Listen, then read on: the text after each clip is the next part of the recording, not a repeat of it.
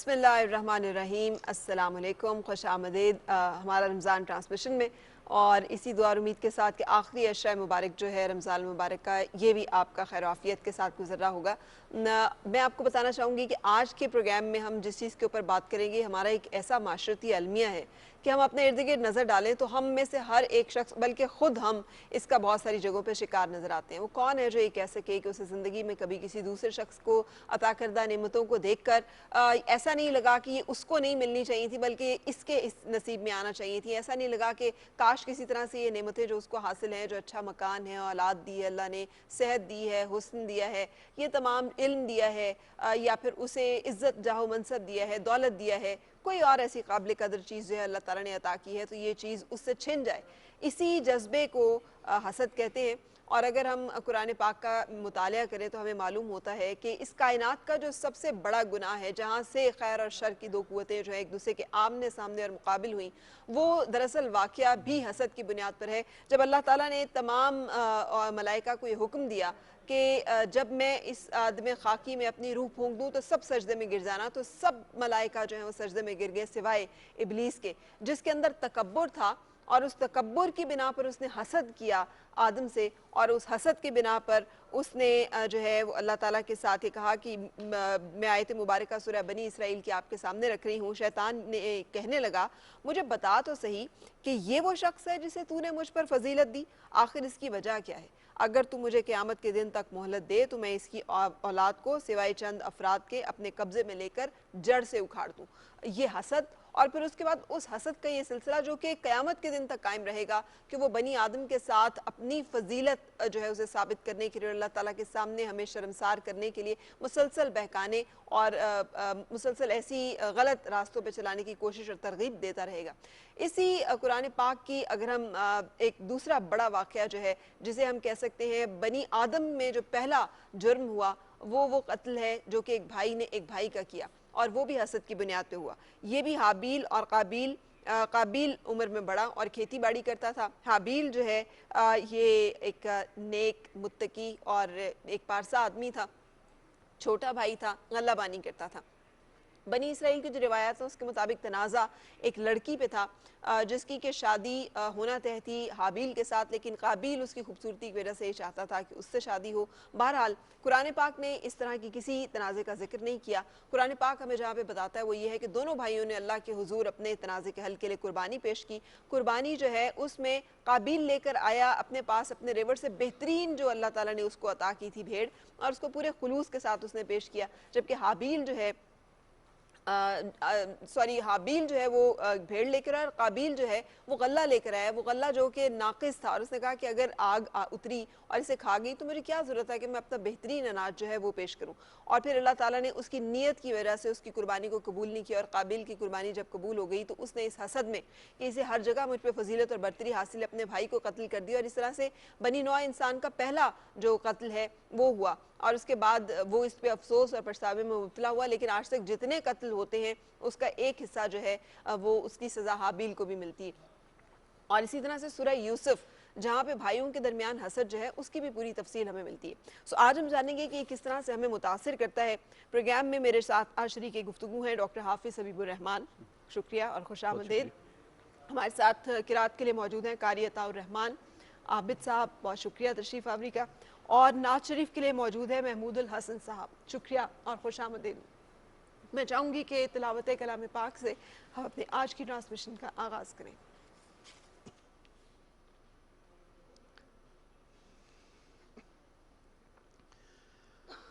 اعوذ باللہ من الشیطان الرجیم،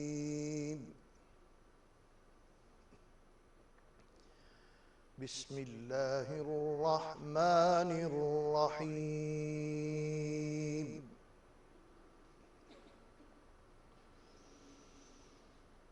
اقم الصلاة لدلوک الشمس إلى غسق الليل وقرآن الفجر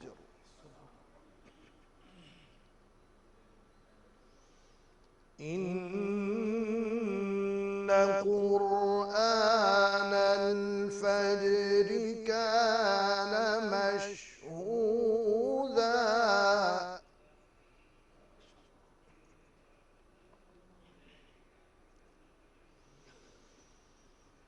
ومن الليل فتهجد به نافلة لك عسى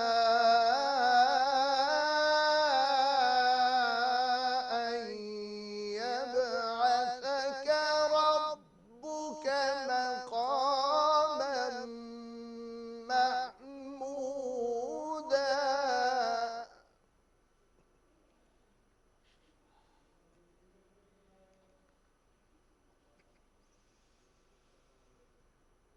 وقل رب أدخلني مدخل صدق وأخرجني مخرج صدق واجعل لي من لدنك سلطانا نصيرا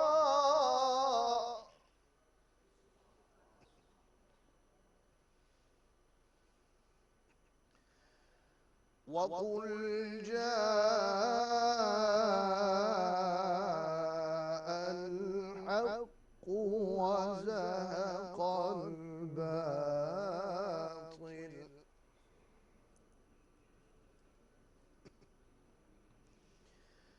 وقل جاء الحق وزهق الباطل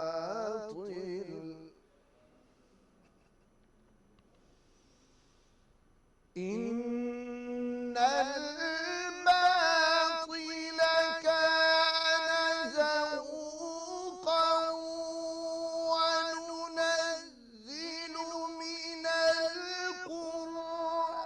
وننزل من القرآن ما هو شفاء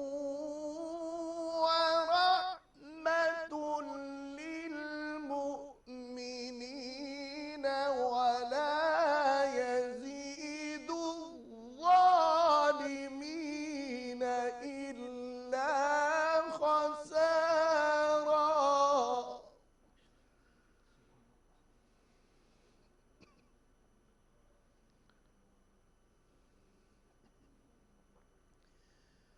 وننزل من القرآن ما هو شفاء ورحمة للمؤمنين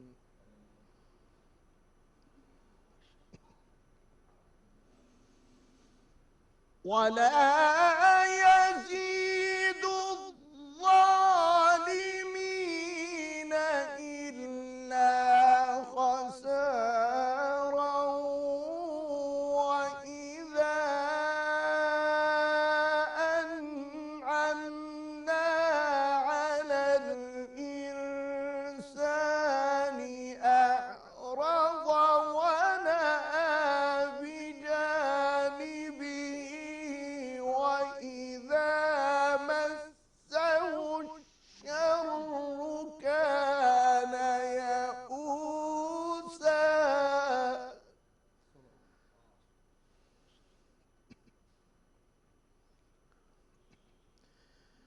قل كل يعمل على شاكلته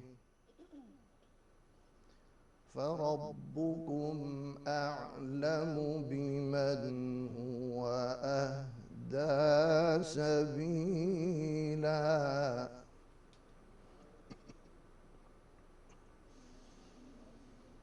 بسم الله الرحمن الرحيم إنا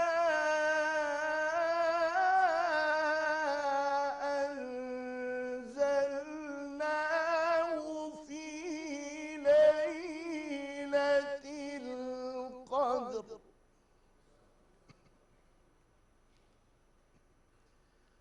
وما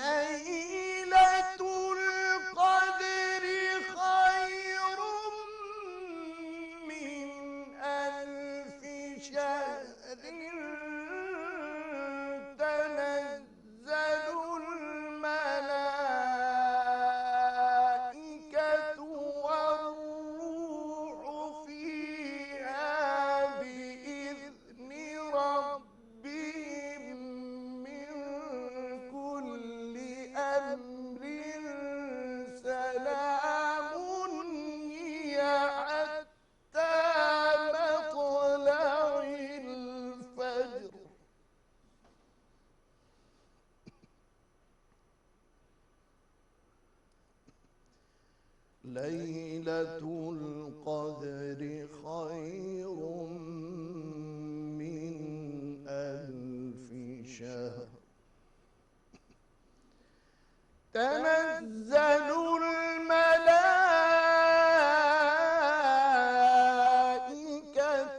والروح فيها بإذن ربهم من كل أمر سلام هي حتى مطلع الفجر صدق الله العظيم. جزاک اللہ. قاری عطاء الرحمن عابد صاحب نے تلاوت کلام پاک کی سعادت حاصل کی ہے، اور ہم نعت رسول مقبول صلی اللہ علیہ وآلہ وسلم کے لیے درخواست کریں گے محمود الحسن سے. حفیظ طائب صاحب کا کلام پیش کر رہا ہوں. جی.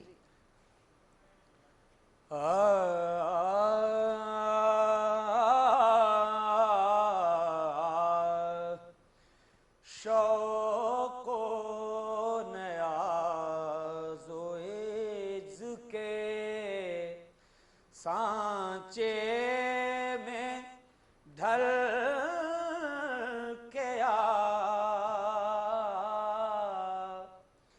یہ کوچہ حبیب ہے، پلکوں سے چل کے آ،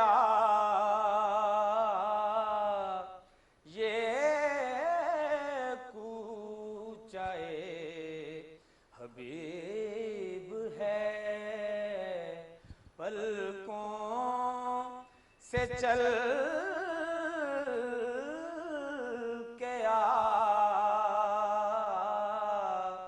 شوق و نیاز و عجز کے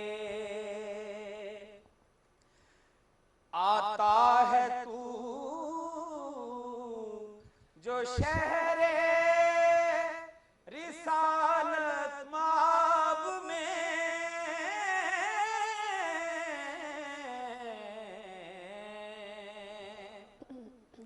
آتا ہے تو جو شہر رسالت مآب میں، حرص و ہوا کے دام سے باہر نکل کے آ،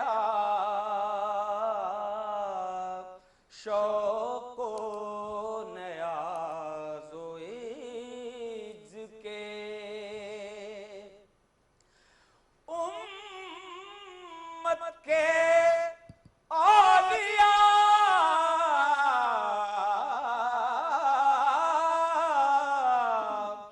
امت کے اولیاء بھی ادب سے ہیں دم بخود،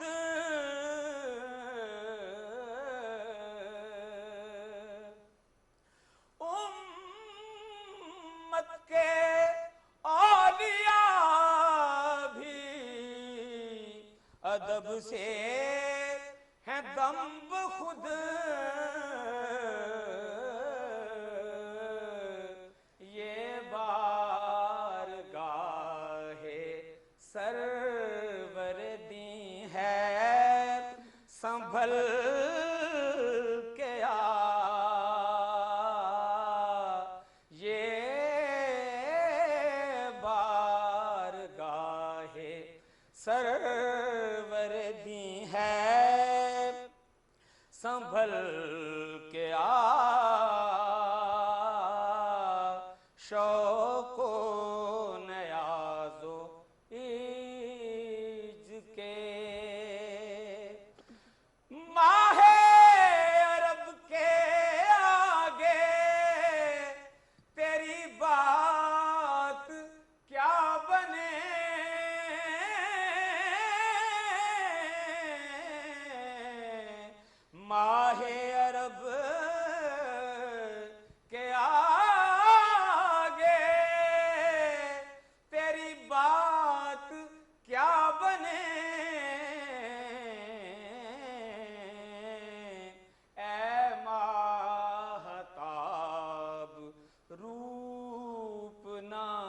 शब बदल के आ ए माहताब रूपना हर शब बदल के आ। और मक्ता देखिए कि सोजो तपिश सखुन में सोजो तपिश सखुन में अगर चाहता है तू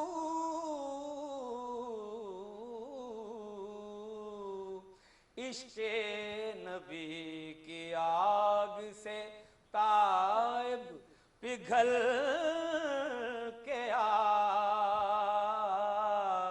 शौक़ो नयाज़ोईज के सुभान अल्लाह। सांचे में ढल के आ ये कूचाए हबीब है पलकों से जल के आ।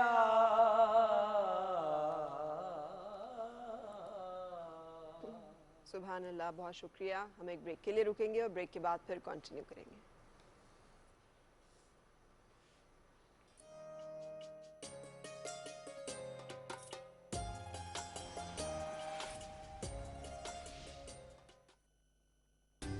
जो नस्ल दर नस्ल जुबां से दिल में उतरता है, लतीफ है। लतीफ बनास्पति और कुकिंग ऑयल, क्योंकि माँ सब जानती है। लतीफ बनास्पति और कुकिंग ऑयल।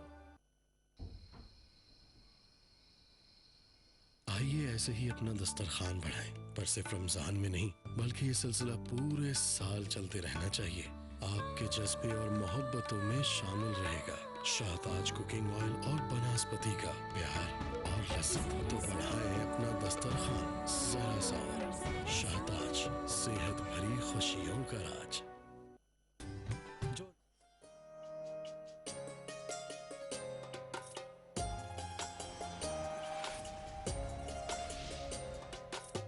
जो नस्ल दर नस्ल जुबां से दिल में उतरता है, लतीफ है। लतीफ बनास्पति और कुकिंग ऑयल, क्योंकि माँ सब जानती है। लतीफ बनास्पति और कुकिंग ऑयल।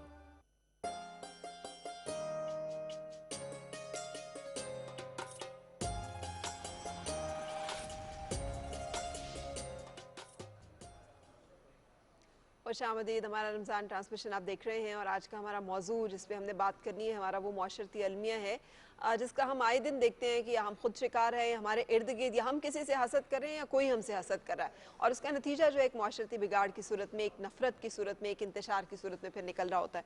हम इस हवाले से जानेंगे डॉक्टर हाफिज़ हबीबुर रहमान साहब से कि हाफिज़ साहब अभी मैंने 2 बल्कि 3 वाक़यात जो हैं कुरान पाक के कोट किए। पहला तो वो जो इस कायनात का सबसे बड़ा जुर्म हुआ है जहाँ खैर और शर की 2 कुव्वतें एक दूसरे के आमने सामने आ गई, जो इब्लीस ने जहाँ पर हसद किया हज़रत आदम से, और फिर उसके बाद वाक़या हाबिल काबिल जहाँ भाई ने भाई से हसद किया और कत्ल किया, और फिर सूरह यूसुफ जहाँ भाइयों ने भाइयों से हसद किया और कुएं तक में डाल दिया। सो ये हसद जो है ये दरअसल है क्या और ये क्यों पैदा होता है? बिस्मिल्लाहिर्रहमानिर्रहीम। बहुत ही अहम मौजू है और आज हमारे मुआशरे के अंदर बिगाड़ का सबसे बड़ा ज़रिया अगर है या उसकी वजह है तो वो हसद, बुग़्ज़, कीना, कदूरतें, ये वो मुआशरती ख़राबियाँ हैं जिनकी वजह से हमारे मुआशरे के अंदर रिश्ते ख़त्म हो रहे हैं और एक दूसरे के साथ ताल्लुकात ख़त्म हो जाते हैं, बल्कि यहाँ तक कि कत्ल तक की नौबत आ जाती है। जिस तरीके से आपने हज़रत आदम अलैहिस्सलाम के 2 बेटों का ज़िक्र किया है, तो हसद का अंजाम कत्ल का नतीजा, तो इतना संगीन जुर्म जो है वो हसद के नतीजे में होता है। जी। इसी तरीके से हम देखते हैं कि हसद के नतीजे में आपस में ख़ानदानी तनाज़ात होते हैं, झगड़े होते हैं, और ये भी ज़्यादातर बहन भाइयों के दरमियान, करीबी रिश्तेदारों के दरमियान होते हैं, और ये तनाज़ात पूरी ज़िंदगी का सुकून ख़त्म कर देते हैं। तो हसद एक ऐसी मुहलिक और तबाहकुन बीमारी है जो कि इंसानी ज़िंदगी का सुकून छीन लेती है, और वो आदमी हमेशा हसद की आग के अंदर जलता रहता है, कुड़ता रहता है, और एक तवील अरसे तक जिस वक़्त आदमी हसद की इस बीमारी के अंदर मुब्तला होता है तो बेशुमार जिस्मानी बीमारियों का भी शिकार होता है। अच्छा। ब्लड प्रेशर और दबाव के जितने भी दीगर अमराज हैं, बल्कि यहाँ तक कहा जाता है कि जिस्म की बेशुमार बीमारियाँ इस तरह की हैं जो कि हसद की वजह से, बुग़्ज़ की वजह से, आपस में कीना कदूरत की वजह से और मनफी जज्बात पालने की वजह से पैदा होती हैं। बिल्कुल सही। अच्छा डॉक्टर साहब, ये भी हम जानना चाहेंगे, जैसे मैंने शुरू किया हसद को जगह जगह कुरान पाक में, अगर ये बहुत कोई छोटा सा मसला होता तो इतनी तसलसल के साथ जिक्र ना आता।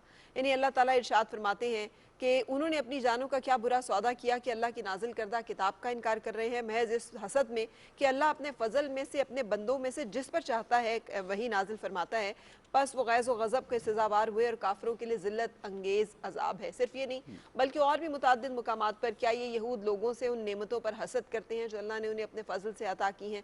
सो वाकई हमने इब्राहीम अलैहिस्सलाम के ख़ानदान को किताब और हिकमत अता की और हमने उन्हें सल्तनत बख्शी। सो यहाँ पर भी एक और हसद का जिक्र हो रहा है जो कि उम्मतों के दरमियान है, और उस हसद की वजह से आज तक तनाज़ात और दुश्मनी और बुग़्ज़ जो है वो चल रहा है। सो ये हसद जो है ये बेसिकली अल्लाह की तकसीम का इनकार, वो जो हमारा एक अकीदा है कि तकदीर पे ईमान, कि जितना आपको मिला है वो आपकी तकदीर, जितना मुझे मिला है वो मेरा, इसका भी तो इनकार है ना। बहुत खूबसूरत बात है। अल्लाह तबारक व तआला ने कुरान मुक़द्दस में इसके बारे में फरमाया कि वला ततमन्नऊ मा फ़ज़्ज़लल्लाहु बिही बाज़कुम अला बाज़। बेशक अल्लाह तबारक व तआला ने आप में से कुछ लोगों को दूसरों पर फ़ौक़ियत अता फ़रमाई है, फ़जीलत अता फ़रमाई है, बाज़ चीज़ों में बरतरी है। एक आदमी ज़्यादा खूबसूरत है, दूसरा कम है, एक के पास ज़्यादा सलाहियतें हैं, दूसरे के पास कम हैं, एक जिस्मानी लिहाज से तंदुरुस्त है, दूसरा बीमार है। तो ये वो दायरा है जो कि गैर इख्तियारी है, और जहाँ पर इंसान अगर ये आरजू करता भी है कि मैं भी इसकी तरह हो जाऊँ, तो ज़ाहिर है कि ज़िंदगी भर अगर वो उसकी कोशिश भी करता रहे, आरजू भी करता रहे, तो उसके लिए मुमकिन नहीं है। जी। दूसरा दायरा वो है जो कि इख्तियारी है, जहाँ पर इंसान अपनी मेहनत से वो मनसब और वो मकाम हासिल कर सकता है जिसके बारे में उसकी आरजू या तमन्ना ये होती थी कि ये दूसरे आदमी से छिन जाए और ये ख़त्म हो जाए। क्योंकि हसद में बुनियादी जो जज्बा है, मनफी जज्बा ये होता है कि दूसरे आदमी के पास जो नेमत है, कोई खूबी है, कोई कमाल है, कोई जाओ मनसब है, तो वो उससे छिन जाए, जी। खा इसको मिले या ना मिले। कभी उसकी आरजू ये भी होती है कि उसे मिल जाए, और बसा औक़ात जो है वो हसद इस हद तक चला जाता है कि मुझे ना भी मिले लेकिन इसके पास ये खूबी, ये कमाल, ये नेमत ये ना रहे। तो इस हद तक जिस वक़्त आदमी चला जाता है तो अल्लाह तबारक व तआला फरमाते हैं अम यहसुदून अन्नास अला मा आताहुमुल्लाहु मिन फ़ज़ली, क्या ये लोगों से इस बुनियाद पर हसद करते हैं कि अल्लाह तबारक व तआला ने अपने खुसूसी फ़ज़ल व करम से किसी एक को ज़्यादा अता फ़रमाया है, उसको नवाज दिया है। तो ये तो अल्लाह तबारक व तआला की तक़सीम है इस दुनिया के अंदर, और इसका बेहतरीन इलाज ये है कि इंसान अल्लाह तबारक व तआला की इस तक़सीम पर राज़ी हो। बिल्कुल। अलबत्ता इसका मतलब ये भी नहीं है कि इंसान मेहनत न करे, कोशिश न करे। जहाँ मेहनत का दायरा है, ज़िंदगी की एक दौड़ है जिसके अंदर इंसान को मेहनत करनी चाहिए, वहाँ वो मेहनत करे, और जितना अल्लाह तबारक व तआला ने उसके लिए मुक़द्दर किया है उसको लाज़िमन मिल के रहेगा। तो ये अल्लाह तबारक व तआला की ज़ात पर तवक्कुल, अल्लाह तबारक व तआला की तक़सीम और तक़दीर, तीनों चीज़ें इससे ताल्लुक़ रखती हैं। यानी सबसे पहला इनकार तो जो शख्स हासिद होता है वो इस चीज़ का करता है कि अल्लाह ताला की तकसीम, कि वो कादिर मुतलक है, वो जो चाहे जिसको अता करे, और उसकी जो है वो उसकी अपनी मर्ज़ी है, वो उसकी अपनी सवाबदीद है। एक तो इसका इनकार हो गया। दूसरा फिर जंग हो गई अल्लाह ताला से कि जो उसने दे दिया है किसी को वो उससे छिन जाए, यानी वो अल्लाह ताला की तरफ से जो अता करदा चीज़ें उनके साथ भी, तो इस तरह से एक फितना है पूरा। ये क्या हसद और नज़र बद एक ही चीज़ है? क्योंकि बाज़-औक़ात कुछ लोग जो हैं ये भी इसमें भी मिक्स करते हैं कि किसी ने देखा कोई जमाल, कमाल या माल, किसी भी चीज़ को, वो ज़न ज़र ज़मीन जिसे कहते हैं कि इनको पर्दा होना चाहिए, तो वो कोई देखे और उसकी फिर नज़र में भी है, हसद की वजह से कुछ असर होता है जिसकी वजह से बुरा असरात। जहाँ तक नज़र का ताल्लुक़ है तो नबी अकरम सल्लल्लाहु अलैहि वसल्लम ने फरमाया कि अल-ऐनु हक़्क़ुन, کہ نظر جو ہے یہ حق ہے، یعنی یہ اس کا لگنا اور اس کے اثرات جو مرتب ہوتے ہیں، منفی اثرات جو مرتب ہوتے ہیں، یہ ہوتے ہیں، اس سے انکار نہیں کیا جا سکتا۔ لیکن اس میں بھی بنیادی طور پر حسد کا جذبہ جو ہے وہ کار فرما ہوتا ہے، اور جہاں پر حسد کے نتیجے میں کوئی آدمی کسی کی قابلیت کو دیکھتا ہے، اس کے حسن کو دیکھتا ہے، اس کے کمال کو دیکھتا ہے، کوئی چیز اسے پسند آ جاتی ہے اور اس کی نگاہ میں وہ چیز جو ہے وہ بہت زیادہ اس کو پسند آ جاتی ہے، تو ایسی صورت میں بعض اوقات جو ہے اس کے اثرات جو ہیں وہ منفی اثرات مرتب ہوتے ہیں۔ ٹھیک ہے، تو ظاہر ہے کہ اس کے پیچھے بھی حسد کا وہ جذبہ جو منفی جذبہ ہے وہ کار فرما ہوتا ہے، اور اس میں دوسرے آدمی کو نقصان بھی پہنچتا ہے۔ بعض اوقات یہ نقصان جسمانی لحاظ سے بھی ہوتا ہے، اور بعض اوقات دماغی امراض کی شکل میں یا کسی اور شکل میں بھی یہ نقصان ہو سکتا ہے۔ بالکل صحیح۔ اچھا ڈاکٹر صاحب یہ بھی فرمائیے گا، جیسے ہم نے ذکر کیا ابلیس ایک مقرب فرشتہ تو نہیں تھا، لیکن بہت عبادت گزار ایک اللہ تعالیٰ کے مقربین جو فرشتے ہیں ان میں تھا، اور اس کے باوجود وہ حسد کی بیماری میں مبتلا ہوا۔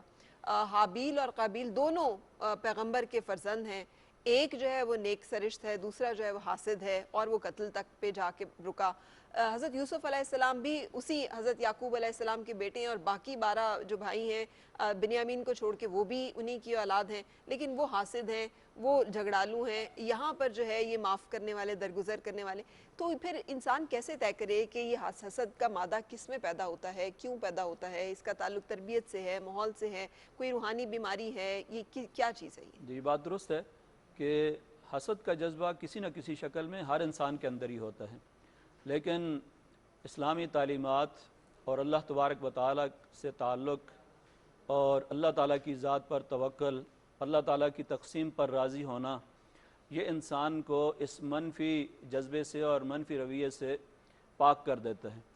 تو انسان کے اندر اس کے خیالات، اس کے جذبات جب پاک ہو جاتے ہیں تو اس کے بعد یہ جذبہ بھی ختم ہو جاتا ہے۔ اس کے برعکس اس کے اندر پھر دوسروں کے لیے اخوت اور محبت کے جذبات پیدا ہوتے ہیں، خیرخواہی کے جذبات پیدا ہوتے ہیں۔ نبی اکرم صلی اللہ علیہ وسلم نے جس طرح فرمایا کہ الدین النصیحہ، دو الفاظ میں دین کا خلاصہ بیان فرما دیا کہ دین تو نام ہی خیرخواہی کا ہے۔ جی تو اگر کوئی آدمی کسی کا بدخواہ ہے تو ظاہر ہے اس بدخواہی کے برے نتائج نکلتے ہیں، نقصان ہوتا ہے، لیکن اگر کوئی آدمی دوسرے کے لیے ہر لحاظ سے خیر چاہتا ہے، خیر کا پہلو چاہتا ہے کہ اس کو فائدہ پہنچے، اور اپنے لیے جو پسند کرتا ہے اس کے لیے پسند کرتا ہے۔ نبی اکرم صلی اللہ علیہ وسلم نے تو مسلمان کی تعریف یہ کی، المسلمون من سلم المسلمون من لسانہ و یدہ، بالکل، کہ مسلمان تو ہے ہی وہ جس کے ہاتھ سے اور زبان سے دوسرے لوگ محفوظ رہیں۔ بالکل، تو ظاہر ہے کہ یہاں پر اس کے ہاتھ سے، اس کی زبان سے دوسرے افراد اگر محفوظ نہیں ہیں حسد کی وجہ سے، تو یہ برا جذبہ ہے، اور اس کے نتیجے میں معاشرے کے اندر جو ہے وہ بگاڑ پیدا ہوتا ہے، تعلقات خراب ہوتے ہیں، خاندانوں کے خاندان تباہ ہو جاتے ہیں، اور وہ رشتے جو قریب ترین رشتے ہیں ان پر سب سے زیادہ اس کی زد پڑتی ہے، اور وہ رشتے تباہ برباد ہو جاتے ہیں۔ ڈاکٹر صاحب بچیں کیسے؟ کیونکہ اللہ تعالیٰ نے سورہ فلق میں ہمیں حاسدوں کے شر سے پناہ مانگنے کا ایک حکم بھی ہے، اور کہتے ہیں کہ آیت مبارکہ جو ہے اس کو پڑھ کے دم کر لینے سے حاسدوں سے کے شر سے اللہ تعالیٰ نجات بھی دیتا ہے۔ لیکن ہم دیکھتے ہیں بعض اوقات کو اتنی ریشہ دوانیاں، اتنی سازشیں، اتنی ہمارے ارد گرد اور منافقت اس کے ساتھ چل رہی ہوتی ہے کہ انسان کو سمجھ نہیں آتا کہ وہ کیسے ڈیل کرے۔ تو اگر حاسدین کا سامنا ہو تو کیا کرنا چاہیے، اور اگر انسان خود کو حسد میں مبتلا دیکھے تو کیا کرنا چاہیے؟ بہت اچھی بات ہے کہ جو آدمی دوسرے اس کے ساتھ حسد کرتے ہوں، تو پہلی بات جو آپ نے ذکر کی ہے سورہ الفلق کے اندر ذکر کی گئی ہے، من شر حاسد اذا حسد، کہ جب کوئی شخص حسد کرنے لگے تو اللہ تبارک و تعالیٰ سے انسان پناہ مانگتا ہے، کیونکہ اس کائنات کی سب سے بڑی طاقت اور پناہ دینے والی ہستی جو ہے وہ اللہ تبارک و تعالیٰ کی ہے۔ تو جب انسان کا غیر متزلزل ایمان اور یقین ہوتا ہے کہ اللہ تبارک و تعالیٰ کی پناہ کے اندر انسان آ جائے تو دنیا کی کوئی طاقت جو ہے وہ اس کو نقصان نہیں پہنچا سکتی۔ اس شعور کے ساتھ اگر انسان اس آیت کو پڑھے اور اسی طرح معوذتین کو قل اعوذ برب الفلق، قل اعوذ برب الناس، اور نبی اکرم صلی اللہ علیہ وسلم نے اسی طرح اور معوذات سکھائے ہیں، دعائیں سکھائی ہیں، اور خود نبی صلی اللہ علیہ وسلم ان دعاؤں کو پڑھ کر اپنے ہاتھوں پر پھونک کر اپنے پورے جسم پر ان کو پھیر دیا کرتے تھے۔ تو یہ طریقہ خود نبی صلی اللہ علیہ وسلم نے سکھایا بھی ہے، اور ہمیں اس کو اختیار بھی کرنا چاہیے۔ یہ قرآن مقدس کے اندر موجود ہے۔ اسی طرح آیت الکرسی ہے، اس کے نتیجے میں انسان شیاطین سے، جنات سے اور جو مخلوق کا جو ضرر ہے اس سے انسان محفوظ رہتا ہے. تو یہ اس کا ایک علاج تو ہے. دوسرا جو پہلے بات کی گئی تھی کہ اللہ تعالیٰ کی ذات پر توکل جو ہے کہ کوئی بھی مجھے کوئی نقصان نہیں پہنچا سکتا. اللہ تبارک و تعالیٰ اگر مجھے نقصان نہ پہنچانا چاہے تو کائنات کی کوئی چیز بھی مجھے نقصان نہیں پہنچا سکتی. یہ بڑا مضبوط عقیدہ ہے اور انسان کو بڑی طاقت اور قوت فراہم کرنے والا عقیدہ ہے، کیونکہ بعض اوقات انسان بہت سے توہمات کے اندر مبتلا ہو کر بھی یہ سمجھتا ہے کہ دوسرے نے میرے اوپر جادو کر دیا، ٹونا کر دیا، اور اس طرح کے نفسیاتی عوارض کے تحت جو ہے وہ بے شمار بیماریوں کا شکار ہو جاتا ہے. اس کے برعکس اگر اس کا عقیدہ یہ ہو کہ اللہ تبارک و تعالیٰ کے بغیر دنیا کے اندر کوئی ایسی ہستی نہیں ہے جو اس کو کوئی نقصان پہنچا سکتی ہے، تو کہیں بھی اس کے لیے کوئی ایسا راستہ یا کوئی ایسی چیز نہیں ہوتی ہے جس کی وجہ سے وہ ایسا کوئی طرز عمل اختیار کرے کہ وہ بھی اس حاسد کے مقام پر یا اس کی پوزیشن پر آ جائے اور وہی اخلاقی خرابیاں اس کے اندر بھی پیدا ہوں جو اس کے اندر ہیں. لیکن ڈاکٹر صاحب جیسے آپ نے خود بات کی، حاسد صرف جو ہے وہ یہ سوچتا نہیں رہتا، وہ اس کے لیے کوئی نہ کوئی تدبیر اور چالیں بھی اختیار کرتا ہے. قرآن پاک میں اگر ہم دیکھیں تو یہ ہمارے سامنے ہی ہے کہ حابیل نے قابیل کو قتل کر دیا. شیطان جو ہے وہ راندہ درگاہ ہو گیا اور آج تک وہ اس میں الجھا ہوا ہے کہ کس طرح سے میں نے نسل آدم کو بہکانا ہے اور کس طرح سے ورغلانا ہے. پھر اگر ہم اسی طرح سے دیکھیں تو یوسف علیہ السلام کے جو بھائی ہیں انہوں نے انہیں کنویں میں بھی ڈالا، انہیں قتل کی پوری کوشش، یعنی وہ پوری تدبیر اختیار کرتا ہے جو حاسد ہوتا ہے. سو ان تمام تدابیر کے اگینسٹ، اور بعض اوقات لوگ جادو ٹونے پہ بھی آ جاتے ہیں، یہ بھی ایک کبھی ہمارے معاشرے کی جو ہے رخ ہے، سچائی ہے. تو اس بارے میں بھی بتائیے گا کہ جادو کیا ہے اور جو لوگ جادو کرواتے ہیں ان کے بارے میں کیا ہمیں پتہ چلتا ہے؟ جی، جہاں تک جادو کا تعلق ہے تو اس کے اثرات بھی مرتب ہوتے ہیں اور ظاہر ہے اس سے نقصان ہوتا ہے. خود نبی اکرم صلی اللہ علیہ وسلم پر ایک یہودی لبید ابن عاصم جو ہے اس نے جادو کیا اور نبی اکرم صلی اللہ علیہ وسلم اس کے اثرات اپنی زندگی کے اندر محسوس کرتے تھے، لیکن اللہ تبارک و تعالیٰ نے اس کا علاج نبی صلی اللہ علیہ وسلم کو بتایا. 2 فرشتے آئے، انہوں نے آپس میں کھڑے ہو کر مکالمہ کیا اور اس کو پورا علاج بتایا. نبی اکرم صلی اللہ علیہ وسلم نے اس پر عمل کیا اور یہی سورہ فلق اور سورہ الناس جو ہے نبی صلی اللہ علیہ وسلم نے ان کو پڑھا اور اس کے بعد جو ہے یہ اثرات ختم ہو گئے. تو یہ قرآن مجید کے اندر اس کا علاج بھی بتایا گیا ہے اور خود نبی صلی اللہ علیہ وسلم کو اس کا علاج بتایا گیا ہے. جہاں تک جادوگر کا تعلق ہے تو اس میں چونکہ وہ ایسی قوتوں سے پناہ مانگتا ہے جو کہ اللہ تبارک و تعالیٰ کے علاوہ دوسری قوتیں ہوتی ہیں، شیطان سے پناہ مانگتا ہے، جنات سے پناہ مانگتا ہے اور ان سے مدد طلب کرتا ہے، تو اس لیے جادو کو کفر قرار دیا گیا ہے. اور نبی اکرم صلی اللہ علیہ وسلم نے جادوگر کی سزا یہ بتائی ہے کہ اس کو قتل کر دیا جائے، یعنی وہ معاشرے کا قتل کرتا ہے، ایک جادو کے ذریعے خاندانوں کو تباہ کرتا ہے، رشتوں کو تباہ کرتا ہے. ہمارے یہاں تو آپ یہاں سے شروع کریں تو جہاں تک چلے جائیں، ریل پہ سفر کریں، گاڑی پہ سفر کریں، وال چاکنگ جہاں پہ بھی آپ کو نظر آئے گی، وہاں پہ بہت سارے ایسے لوگ دعوے دار ہوں گے جو بس یہ نہیں دعویٰ کرتے کہ وہ رزق آپ کو جو ہے وہ ہر ایک دعویٰ ان کا ہوتا ہے. اس بارے میں ہم بات چیت کریں گے ڈاکٹر صاحب اور کنٹینیو کریں گے. اہم موضوع ہے جیسے آپ جانتے ہیں ہم سب کی زندگیوں کا کہیں نہ کہیں سے اس کے ساتھ تعلق اور واسطہ جو ہے وہ رہتا ہے، لیکن ہمارے ملک کا ایک بہت بڑا جو ایک فیکٹر ہے وہ یہ ہے کہ ہم ایک نوجوان ملک ہیں. پاکستان کو یہ شرف اور یہ بہت بڑی اللہ کی طرف سے بلیسنگ ہے کہ ہماری 60% سے زائد آبادی جو ہے وہ 30 سال سے کم عمر کے نوجوانوں پر مشتمل ہے. اس کا مطلب ہے کہ اتنا پوٹینشل ہے ہمارے اندر کہ یہ نوجوان اگر صحیح یوٹیلائز ہو جائیں تو یہ ملک کا اثاثہ ہیں. سو اسی حوالے سے وزیر اعظم پاکستان کے ویژن کے مطابق کامیاب جوان پروگرام جو ہے اس کو لانچ کیا گیا ہے، جس میں جوانوں کے لیے کیا کچھ کیا جا رہا ہے یہ ہم سے شیئر کریں گے. آج ہمارے ساتھ special assistant to prime minister on youth affairs جناب عثمان ڈار صاحب. السلام علیکم. وعلیکم خوش آمدید اور شکریہ آپ کی تشریف آوری کا. بہت شکریہ جی. ماشاءاللہ جوان ہیں اور بڑے عرصے سے آپ یوتھ کے ساتھ ایفیلیٹڈ بھی تھے، اب آپ کامیاب جوان پروگرام کو لیڈ کر رہے ہیں. سو کہاں سے شروع کریں ہم کہ کامیاب جوان پروگرام کیا ہے اور کیسے یہ بینیفٹ کر رہا ہے بہت سارے لوگوں کو؟ سب سے پہلے تو میں آپ کا شکر گزار ہوں، آپ نے اس بڑے اچھے اور میں سمجھتا ہوں زبردست ٹاپک پہ بلایا مجھے، اور پاکستان کے لاکھوں نوجوان کامیاب جوان پروگرام کے حوالے سے پوچھتے بھی رہتے ہیں، تو میں سمجھتا ہوں ایک آج اچھا موقع ہے میرے لیے میں ان تک اپنا پیغام بھی پہنچا سکوں. لیکن کامیاب جوان پروگرام شروع کرنے سے پہلے ہم نے ایک میسیو کنسلٹیٹیو پروسیس کیا یوتھ این جی اوز کے ساتھ اور جو یوتھ ایکسپرٹس ہیں ان کے ساتھ. پھر ایک UNDP کی رپورٹ موجود تھی جو انہوں نے سروے کیا پاکستان اکراس پاکستان، اور وہ ایک نیڈ بیس سروے تھا کہ نوجوان کیا چاہتے ہیں پاکستان میں، ان کی پرائرٹیز کیا ہیں. تو جو چیزیں دیکھنے میں آئیں، ہم نے ٹاپ 3 پرائرٹیز کو پک کیا، جس میں سب سے زیادہ نوجوانوں نے روزگار کے لیے کہا کہ انہیں اچھے سے اچھا روزگار چاہیے، بہتر روزگار چاہیے. جو ہم کام کر رہے ہیں ہم چاہتے ہیں اس سے ہمیں بہتر موقع ملنا چاہیے.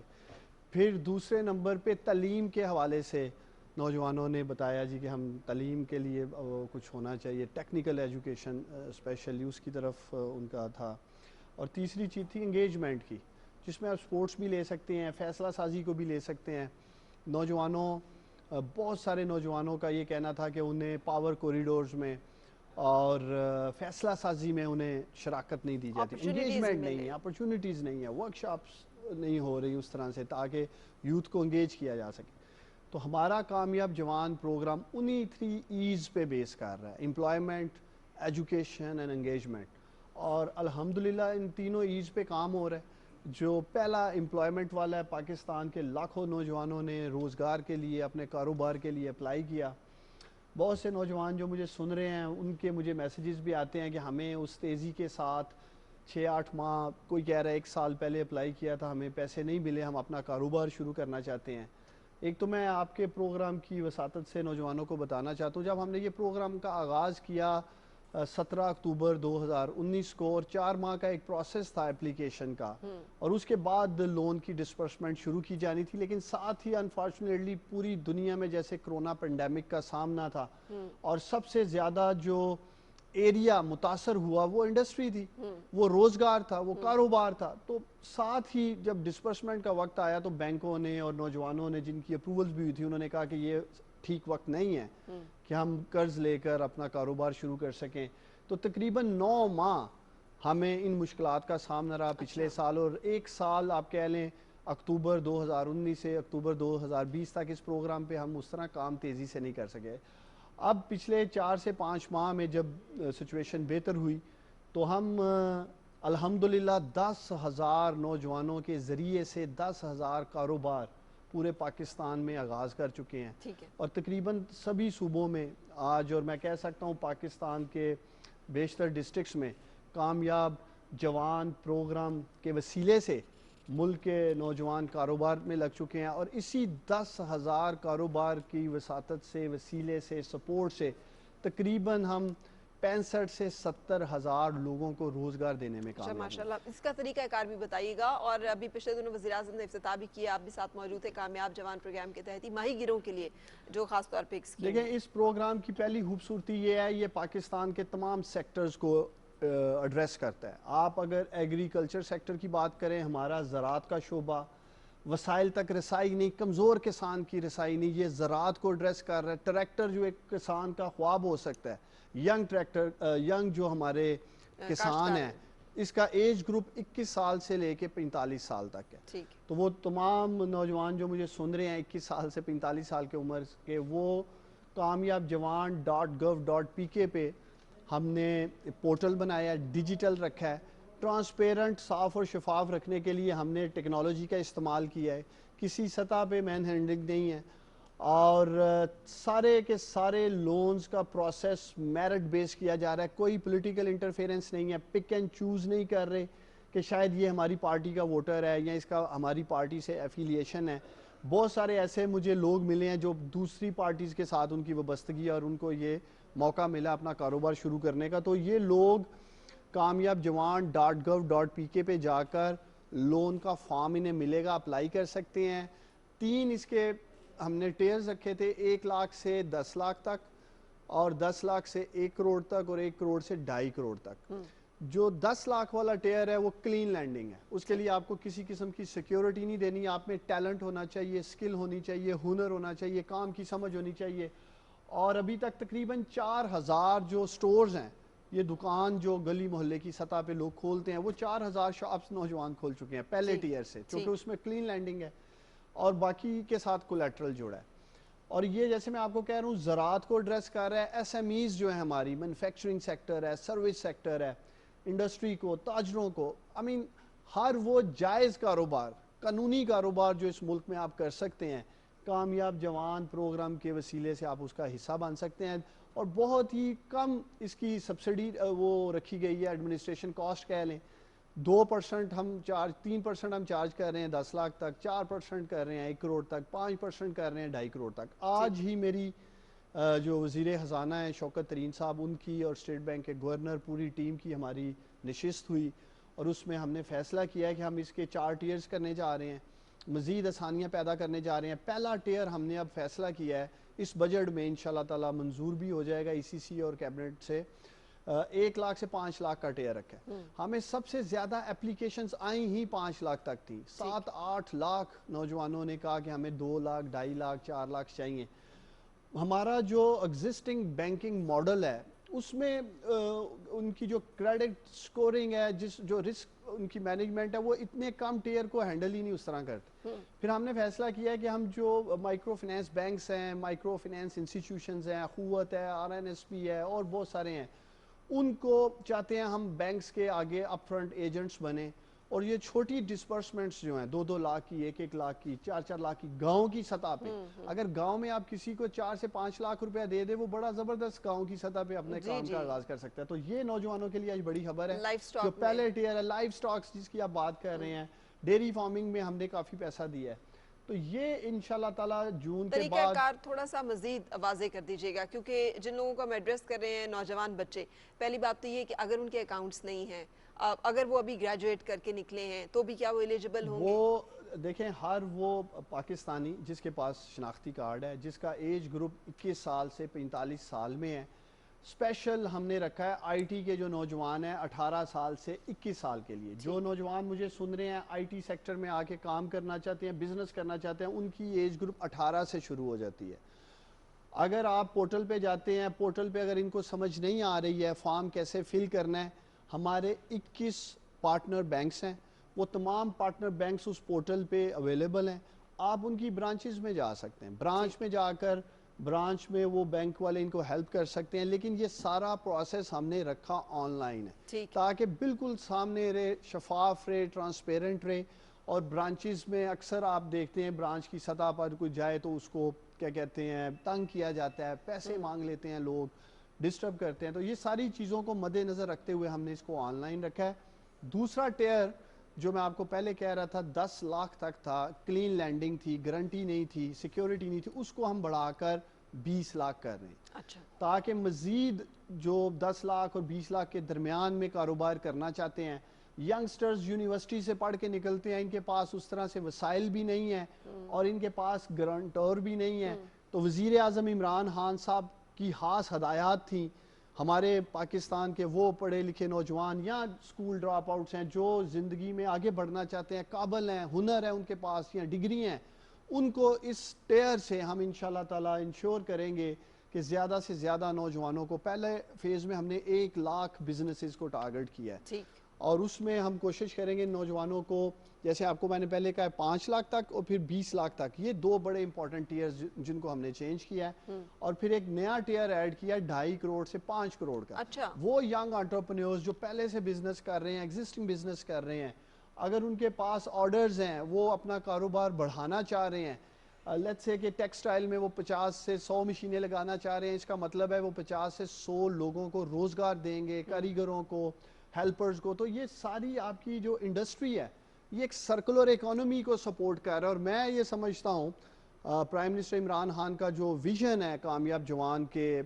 روزگار اور کاروبار والے انیشیٹو کو لے کے, کامیاب جوان پاکستان میں روزگار کا انشاءاللہ تعالی آپ دیکھیں گی سب سے بڑا انجن بنے گا.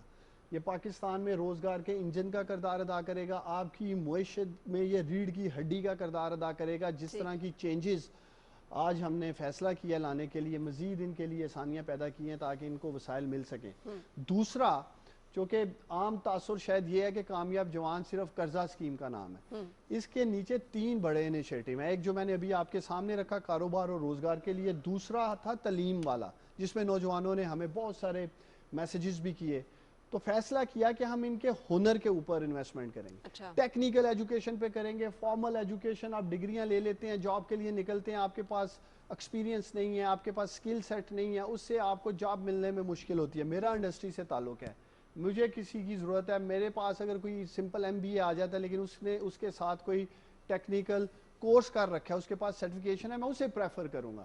تو 10 ارب روپے کی لاگت سے وزیر اعظم عمران خان صاحب نے کامیاب جوان ہنرمند پاکستان سے 1 لاکھ بچوں کو پہلے فیز میں ہم نے اسکل اسکالرشپس دی ہیں. اچھا. پاکستان کی تاریخ میں پہلی دفعہ یہ امرجنگ ٹیکنالوجیز جس میں blockchain, artificial intelligence, cloud computing, big data جس کی دنیا بات کرتی ہے، ان میں ہم ان کو ٹریننگ دے رہے ہیں. پڑھے لکھے نوجوان ہیں اور اس میں اپلائی کرنے کا کیا طریقہ ہے؟ یہ اس میں بھی آپ kamiabjawan.gov.pk پہ جائیں. ٹھیک ہے. اور نیفٹیک ہمارے ساتھ پارٹنر ہے. میں نیفٹیک کی ٹیم کو بھی اپریشیٹ کرنا چاہتا ہوں. میں ان تمام بینکس کو اپریشیٹ کرنا چاہتا ہوں آپ کے پروگرام سے جو نوجوانوں کو قرض دے رہے ہیں. بالخصوص پنجاب بینک اور نیشنل بینک نے بڑا لیڈنگ رول ادا کیا. میں ان کی مینجمنٹ کو سراہنا چاہتا ہوں.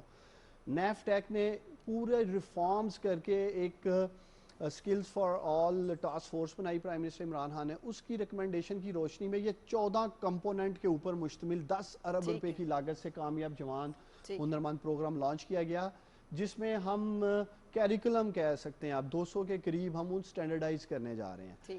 تقریباً 2000 انسٹیٹیوشن پاکستان کے ان کی ہم کہہ لیں ویریفیکیشن کر رہے ہیں، سٹینڈرڈائزیشن کر رہے ہیں تاکہ اچھے لوگ نکل سکیں، اچھے نوجوان ٹیکنیکل ایجوکیشن حاصل کر کے نکل سکیں. سمارٹ لیبز بننے جا رہی ہیں. اوورسیز ٹیچرز کو ٹریننگ کے لیے بھیج رہے ہیں. اوورسیز ایکریڈیشن لے رہے ہیں. ابھی مجھے کچھ سکسیس سٹوریز ملی. 37,000 بچے جو پڑھ کے نکلے ان میں سے بیشتر نوجوان جو ہیں ان کو جاب مل گئی ہے. ابھی آئی ٹی میں 7 لاکھ روپے کے قریب ایک ینگ ہماری خاتون ہے، انشاءاللہ تعالی میں ان سے ملوں گا بھی. وہ ان کو روزگار مل گیا. انہوں نے اپنے بھی ایز اے فری لینسر کام شروع کر دیا. تو ایسی زبردست سکسیس سٹوریز نکل رہی ہیں کامیاب جوان سے قرضے لے کر پڑھ کر. اور تیسری چیز جو انگیجمنٹ کی ہے اس میں پاکستان کی 72 سالہ تاریخ کی پہلی نیشنل یوتھ کونسل بنائی ہے پرائم منسٹر عمران خان نے. ہم نے نوجوانوں کو موقع دیا ہے کہ وہ پرائم منسٹر کے ساتھ بیٹھ سکتے ہیں، وہ پاور کوریڈورز میں بیٹھ کر اپنی آواز اٹھا سکتے ہیں، پالیسی سازی کا حصہ بن سکتے ہیں. اس ملک کی آنے والی لیجسلیشن میں ان کا کردار ہوگا، حصہ ہوگا. اور پاکستان کہ یہ نیشنل یوتھ کونسل پاکستان کی نمائندگی کر رہی ہے انٹرنیشنل فورمز پہ. ایک جو بہت بڑا پرابلم رہا ہے وہ یہ رہا ہے کہ انڈسٹری اور اکیڈیمیا کے درمیان لائزون نہیں رہا. ہمارا جو جیسے آپ نے خود بات کی یونیورسٹی جو پڑھاتی ہیں وہ سب تھیوریٹیکل ہے اور اس کے بعد ایک گیپ آتا ہے. سو کامیاب جوان پروگرام وہ جو ایک گیپ مسلسل ایگزسٹ کر رہا ہے بہت اچھا پروگرام ہے، لیکن وہ کر سکے گا؟ آپ یہاں پر بھی یہ کریکولم یہاں پر بھی تھوڑا سا انٹروین نہیں کریں؟ ہم نے پہلا سٹیپ یہ لیا. ایچ ای سی کے جو فارمر چیئرمین ہے طارق بنوری صاحب، میں ان کا بھی شکر گزار ہوں. انٹرنشپ اب کمپلسری کر دی گئی ہے ڈگری کے لیے. اس میں بھی یہی طے پایا تھا کہ یہ نوجوان جو ڈگریاں لے کے نکلتے ہیں اگر اپنے ہی علاقوں میں اسی جگہ یونیورسٹی میں ڈسٹرکٹ سیالکوٹ میں اگر کوئی بچی یا بچہ ڈگری لینا چاہ رہا ہے وہ ادھر ہی وہ اس انڈسٹری سے جا کر انٹرنشپ کرتا ہے جو آگے اسے فیلڈ میں فیوچر نظر آ رہا ہے. تو میں یہ سمجھتا ہوں یہ ایچ ای سی کا بڑا زبردست سٹیپ تھا. پوری دنیا میں اگر آپ دیکھیں مغرب میں امریکہ میں یونیورسٹی اسٹوڈنٹس جو ہیں وہ انٹرنشپ کرتے ہیں. انٹرنشپ میں سمجھتا ہوں یہ ایک ان کو بیسک ایک اسکل ایجوکیشن مل سکتی ہے، ایک ٹریننگ مل سکتی ہے انٹرنشپ سے، جس سے یہ جب فیلڈ میں نکلتے ہیں. پاکستان میں تقریباً ہر سال 20 لاکھ نوجوان جاب مارکیٹ میں آ رہے ہیں. اور میں یہ سمجھتا ہوں کہ ہماری حکومت کے جو بڑے چیلنجز ہیں ان میں سے سب سے جو بڑا چیلنج یہی ہے کہ ہم نے اپنے نوجوانوں کے لیے روزگار پیدا کرنا ہے. آپ کے تو منشور میں تھا 1 لاکھ نوکریوں کا ذکر تھا. انشاءاللہ تعالیٰ 1 کروڑ جو نوکریوں کا تھا. لیکن آپ کے سامنے دنیا کی بڑی بڑی سپر پاورز کو کرونا نے کس طرح ڈیمیج کیا، کس طرح ان کی معیشت کو تباہ کیا. اب ہمسایہ ملک کو دیکھ لیں، بھارت میں دیکھ لیں کیا ہو رہا ہے. تو کرونا پینڈیمک کے باوجود میں سمجھتا ہوں جس حکمت عملی سے وزیر اعظم عمران خان صاحب نے فیصلے کیے، اسمارٹ لاک ڈاؤن کیا، این سی او سی کی میں فیصلوں کو سراہنا چاہتا ہوں. اسد عمر صاحب نے وہ ساری ٹیم جو وہاں کام کر رہی ہے بڑی سمجھداری سے میں سمجھتا ہوں ہم نکلے ہیں. اللہ تعالیٰ ہم پہ اپنا فضل و کرم رکھے. اور آپ کے پروگرام سے میں پاکستانیوں سے یہ اپیل بھی کروں گا، ہمیں آگے عید کی چھٹیاں بھی ملنے جا رہی ہیں، ہم سب کو دعا کرنی چاہیے. اللہ تعالیٰ ہم پہ اپنا فضل و کرم رکھے. اگر ہم ریجن میں دیکھیں کیسے حالات چل رہے ہیں اور ہمیں ایز اے قوم अल्लाह ताला से ज़रूर दुआ करनी चाहिए कि ईद के बाद हम लोग आएँ, अब एक हालात आपने ऐसे मिलें। बिल्कुल आमीन, अल्लाह ताला हम सबको अपनी हिफाजत में रखे। आपने आज हमें दो खुशखबरियाँ दी हैं। एक तो ये कि आपने अपग्रेड किया है लिमिट को, एक तीसरा टियर भी ऐड किया है जो जी 2.5 जी करोड़ से 5 करोड़ तक रुपए तक है, और जो लोग ऑलरेडी बिजनेस कर रहे हैं वो उससे इस्तेफादा कर सकते हैं। और दूसरा आपने लिमिट भी बढ़ा दी। ये स्कीम अभी जारी और सारी जी है, जी आज भी कोई अप्लाई करना चाहे तो कर सकता है, कोई बिल्कुल। डेडलाइन नहीं है हमने इसकी। इसको 2023 तक इंशाल्लाह ताला ओपन रखा है, बिल्कुल ऑनलाइन है, आप अप्लाई कर सकते हैं। लेकिन मैं सिर्फ नौजवानों को ये पैगाम देना चाहूँगा, आप लोग पूरी तैयारी के साथ अप्लाई करें। जब इनको टेलीफोन कॉल जाती है, इंटरव्यू किया जाता है, इंटरव्यू में पहले ये बता ही नहीं पाते हैं कि हमने कारोबार कौन सा करना है, तो उसकी बुनियाद पे ये रिजेक्ट कर दिए जाते हैं। सबसे ज़्यादा जो मैंने खुद भी टेलीफोन कॉल सुनी है, रिकॉर्डेड होती हैं ये कॉल, कहते हैं हमें पैसे दे दें, पैसे मिलने के बाद हम फैसला करेंगे हमने काम क्या करना है। देखिए नौजवानों, ये पाकिस्तानियों का टैक्स का पैसा है, हम इसको इस तरह बंदर बांट नहीं कर सकते सियासी बुनियादों पे अपने रिश्तेदारों के लिए या MNAs MPAs वज़ीरों के रिश्तेदारों को दे दें।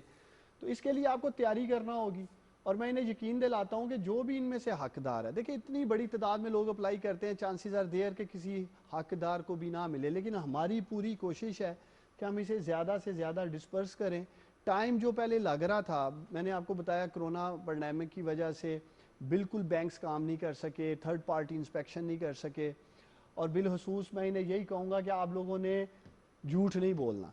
देखिए जब हमने ये स्कीम लॉन्च की तो मुझे ये अफसोस से कहना पड़ रहा है कि 2.5 लाख नौजवानों ने अपनी उम्र ही गलत बताई।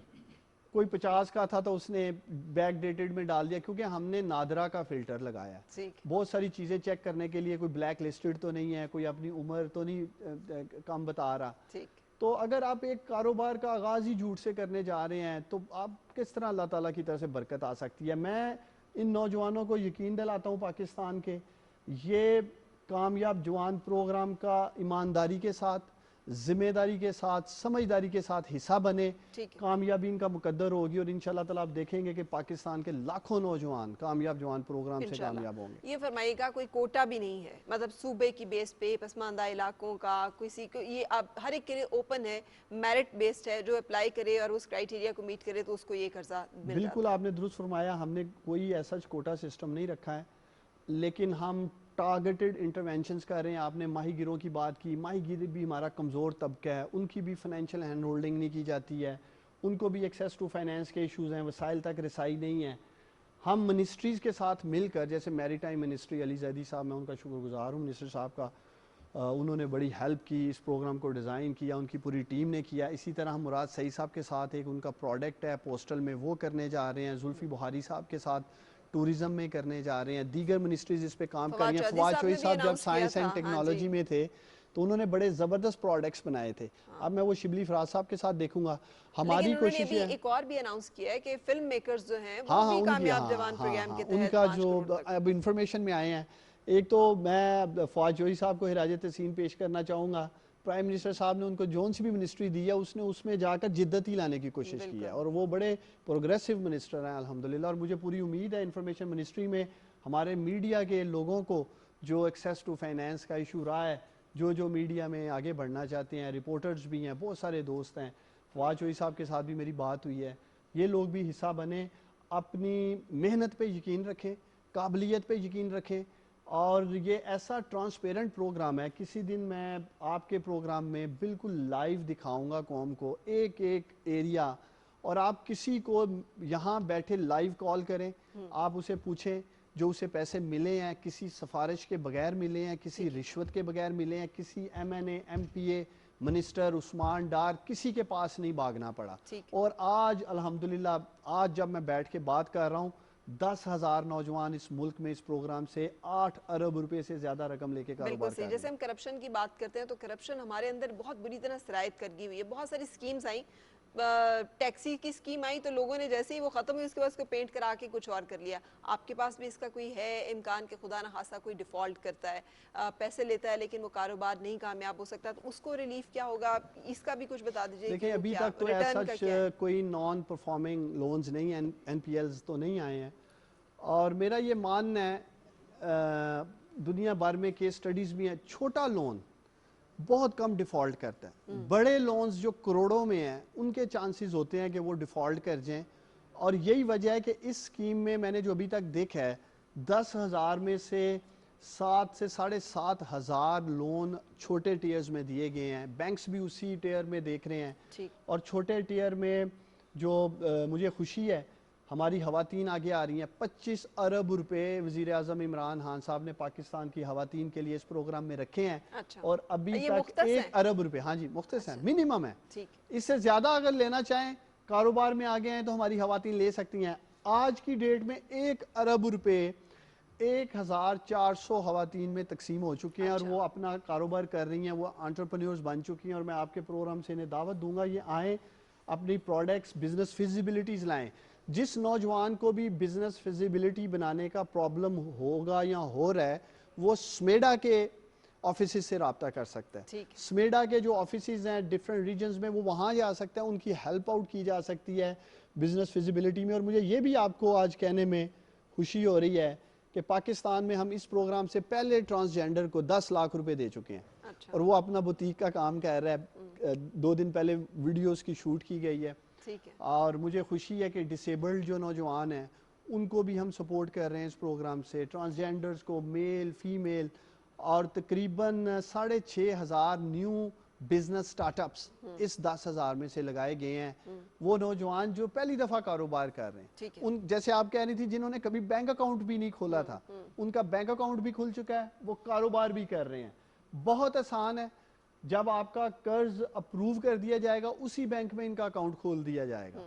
تو کسی سطح پہ بھی اگر کسی نوجوان کو اس اسکیم کا حصہ بننے کی سمجھ نہیں ہے, میں پھر اس بات پہ زور دوں گا kamiabjawan.gov.pk پہ جائیں, ورنہ پاکستان کے جو بھی بڑے 21 کمرشل بینکس ہیں وہ ہمارا حصہ ہیں, ان کی برانچ میں جا سکتے ہیں, وہاں ان کی ہیلپ آؤٹ کی جا سکتی ہے. سوشل میڈیا پہ کامیاب جوان کا ٹویٹر اکاؤنٹ ہے, فیس بک اکاؤنٹ ہے, انسٹاگرام کا اکاؤنٹ ہے, ہم وہاں روزانہ کی بنیادوں پہ اپڈیٹس دیتے ہیں کہ آپ اس پروگرام کا کیسے حصہ بن سکتے ہیں.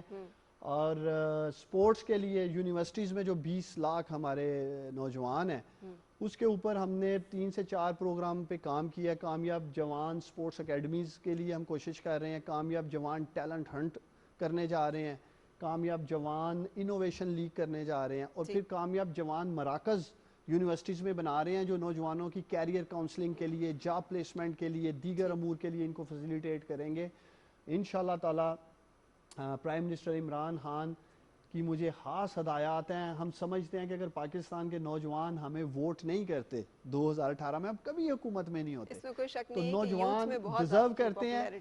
وقت ضرور لگ رہا ہے, مایوس نہ ہو, اور انشاءاللہ تعالی 2023 کے الیکشن میں ہم نوجوانوں کے سامنے, میں آج آپ کے پروگرام میں کہہ رہا ہوں, کامیاب جوان یا اوورآل جو ہم نوجوانوں کے لیے کر رہے ہیں, پورا پرفارمنس سکور کارڈ لے کے ان کے پاس جائیں گے. بڑی تعداد, پوری انشاءاللہ تعالی بڑی تعداد میں, اس کے 60% آبادی جو ہے وہ 30 سال سے کم عمر کے نوجوانوں میں سمجھتا ہوں کہ وسائل جس طرح کہ آپ کے سامنے بجٹ میں فائنینشیل کنسٹرینز کا ہمیں سامنے ہے, آلریڈی 30,000 ارب کا خسارہ تو چھوڑ کے گئے تھے قرض کا ہمارے اوپر, اس کے باوجود وزیر اعظم عمران خان نے 100 ارب روپے پہلے فیز میں کامیاب جوان لون پروگرام میں رکھے, پھر 10 ارب روپے سے سکل اسکالرشپ کا پروگرام شروع کیا, ابھی مزید بلینز آف روپیز سے جو میں کامیاب جوان یوتھ اولمپک کی بات کر رہا ہوں, سپورٹس اکیڈمیز کی بات کر رہا ہوں, کامیاب جوان مراکز کی بات کر رہا ہوں, انوویشن لیگ کی بات کر رہا ہوں, یہ سارے پروجیکٹس انشاءاللہ تعالیٰ ہونے جا رہے ہیں. ٹھیک, بہت شکریہ آپ کی تشریف آوری کا, آپ نے ہمیں اپڈیٹ کیا کامیاب جوان پروگرام سے متعلق. اور مجھے یقین ہے کہ جو لوگ سن رہے ہیں انہیں اتنی انفارمیشن مل گئی ہوگی کہ کیسے استفادہ جو ہے وہ حاصل کرنا ہے. ہم آپ کی کامیابی کے لیے دعا گو ہیں, اس لیے کہ پاکستان کا اگر 60% پاپولیشن جو ہے اس کا سب سے بڑا مسئلہ یہی ہے کہ ان کے لیے روزگار کے مواقع ہوں. اگر یہ معاملہ اچھی طرح سے حل ہو جاتا ہے تو یقینی طور پہ نہ صرف اس روزگار سے ان کے گھر اچھی طرح چلیں گے بلکہ ملک کی معیشت بھی چلے گی. نوجوانوں, آپ کے پروگرام میں اناؤنس کر کے جا رہا ہوں, مہینے میں ایک دفعہ آپ کے ساتھ نشست کروں گا, آپ اسے اناؤنس کریں گی, آپ ڈائریکٹ کالز لیں نوجوانوں کی, جو ان کے مسائل ہیں, جو مزید چیزیں انشاءاللہ تعالی میں انشور کروں گا وہ سب ایڈریس ہوں, اور اگر کامیاب جوان کے حوالے سے انہیں کوئی مسائل آ رہے ہیں تو وہ بھی انشاءاللہ تعالی کریں گے. بالکل, پی ٹی وی نیوز کی اسکرین حاضر ہے. بہت شکریہ آپ کی تشریف آوری کا, تھینک یو ویری مچ. اور ہم یہاں پہ ایک بریک کے لیے رکیں گے, بریک کے بعد پھر کنٹینیو کرتے ہیں.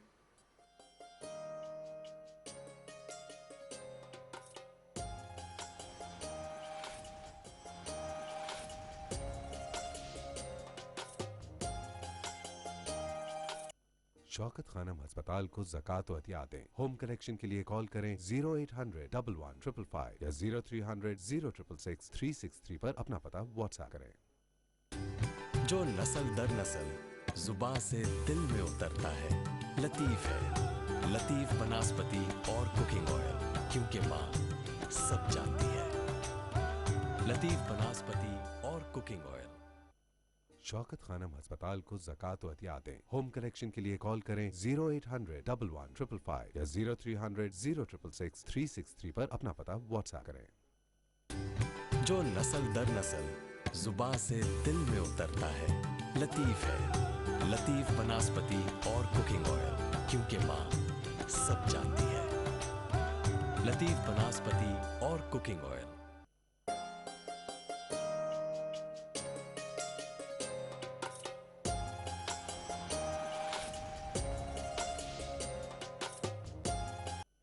شوکت خانم ہسپتال کو زکوٰۃ و عطیہ دیں۔ ہوم کلیکشن کے لیے کال کریں 0800 11 555 یا 0300 0666 363 پر اپنا پتہ واٹس ایپ کریں۔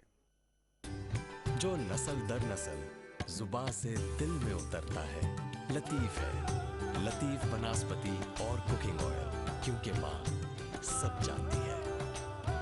لطیف بناسپتی اور cooking oil. This program is brought to you by Wazir Edible Oil Refinery Shahtaj, ذرا سا اور۔ شاہتاج، صحت بھری خوشیوں کا راج۔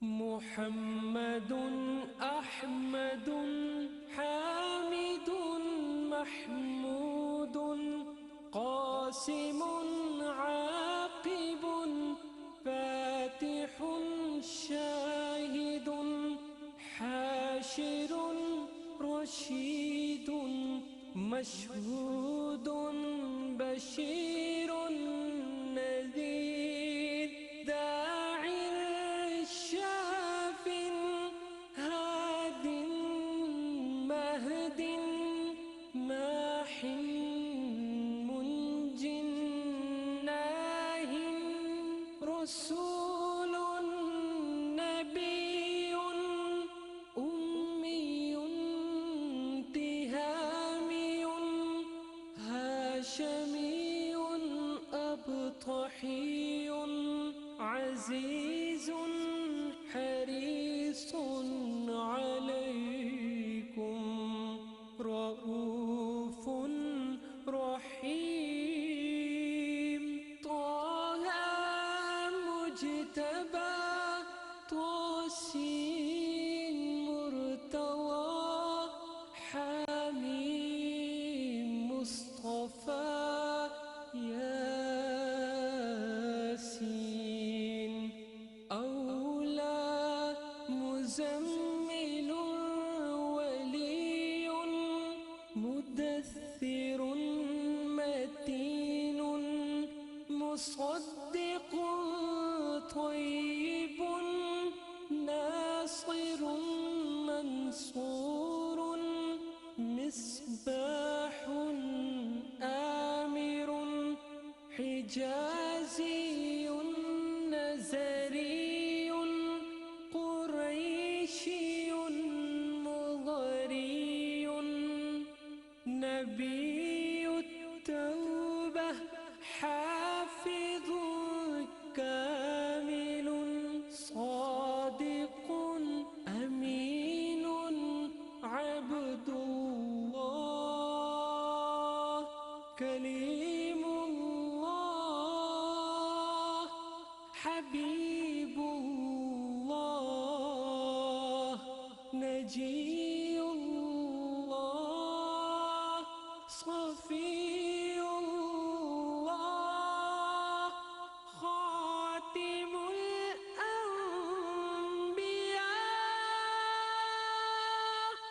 حسيب مجيب شكور مقتصد رسول الرحمة قوي حفي مامون معلوم حق مبين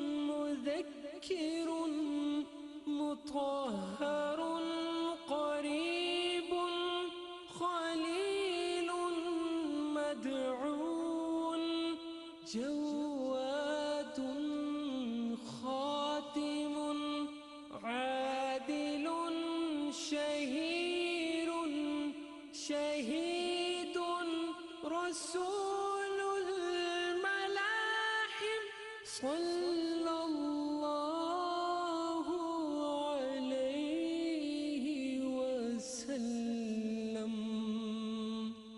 This program was brought to you by Wazir Edible Oil Refinery, Shahtaj, Zara Sa Aur. Shahtaj, सेहत भरी खुशियों का राज। जो नस्ल दर नस्ल जुबां से दिल में उतरता है, लतीफ है। लतीफ बनास्पति और कुकिंग ऑयल, क्योंकि माँ सब जानती है। लतीफ बनास्पति और कुकिंग ऑयल। शौकत खानम अस्पताल को ज़कात व अतिया दें। होम कलेक्शन के लिए कॉल करें 0800 11 555 या 0300 0666 363 पर अपना पता व्हाट्सएप करें।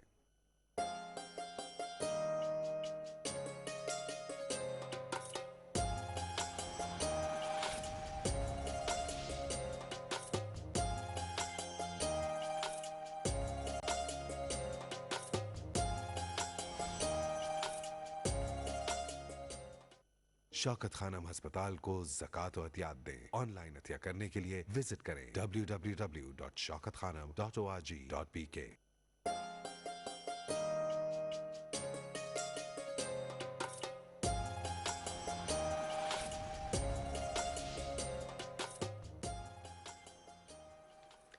Welcome back. हमारा रमज़ान ट्रांसमिशन आप देख रहे हैं और आज हम बात कर रहे हैं हसद, बुग़्ज़ और कीना के ऊपर, जिसके बारे में रसूल पाक सल्लल्लाहु अलैहि वसल्लम ने इरशाद फरमाया कि हसद से बचो।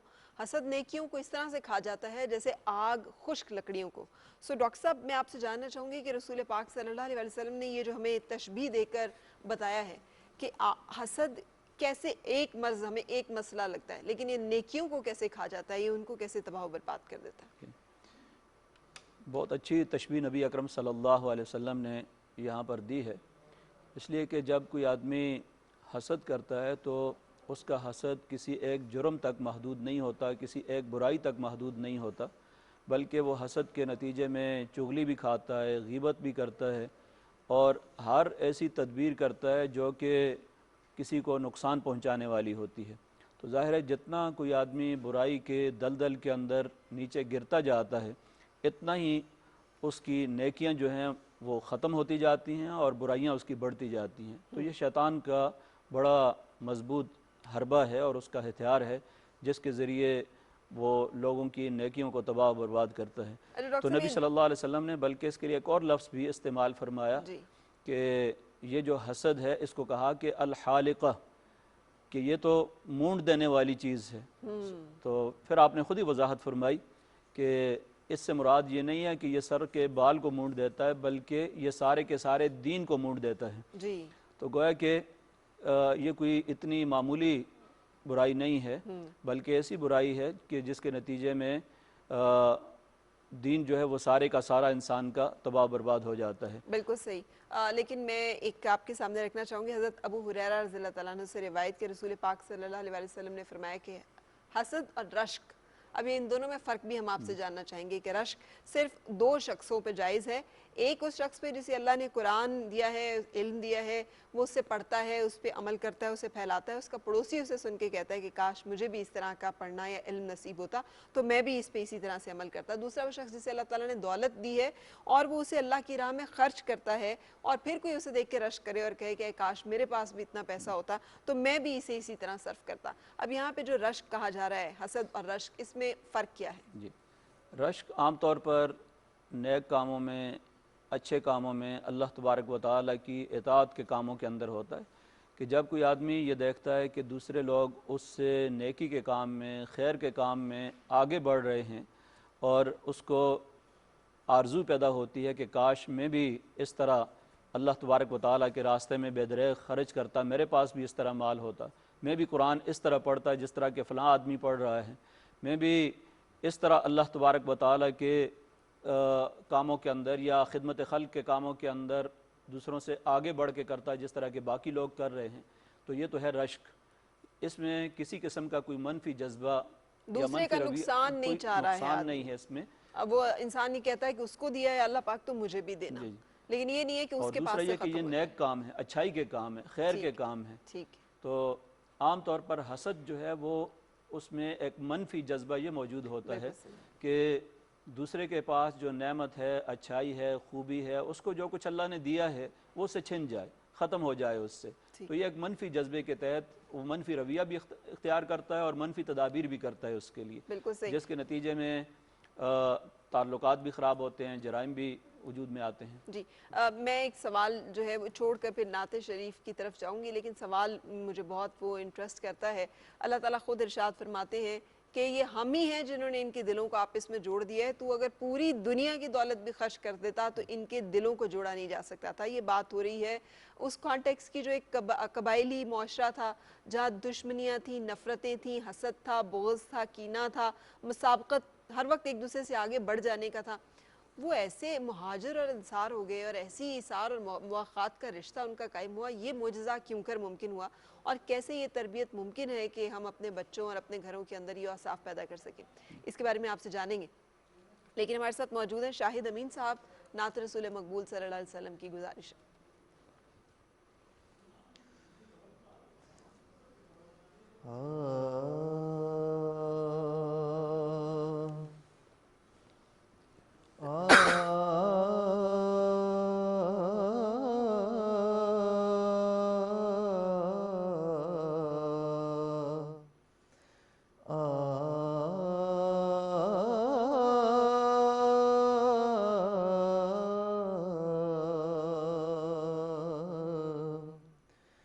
عشق تیرا، عشق تیرا ناگر میرا مسیحا ہوتا، میں بھی گمراہی کے ویرانوں میں کھویا ہوتا، میں بھی گمراہی کے ویرانوں میں کھویا ہوتا، تیری نسبت نے سنوارا میرا انداز حیات،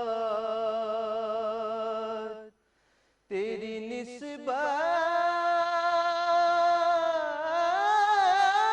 نے سنوارا میرا انداز حیات، میں اگر تیرا نہ ہوتا سگے دنیا ہوتا، میں اگر تیرا نہ ہوتا سگے دنیا ہوتا، اور کوئے سرکار میں ہوگا کہیں مصروف طواف، کوئے سرکار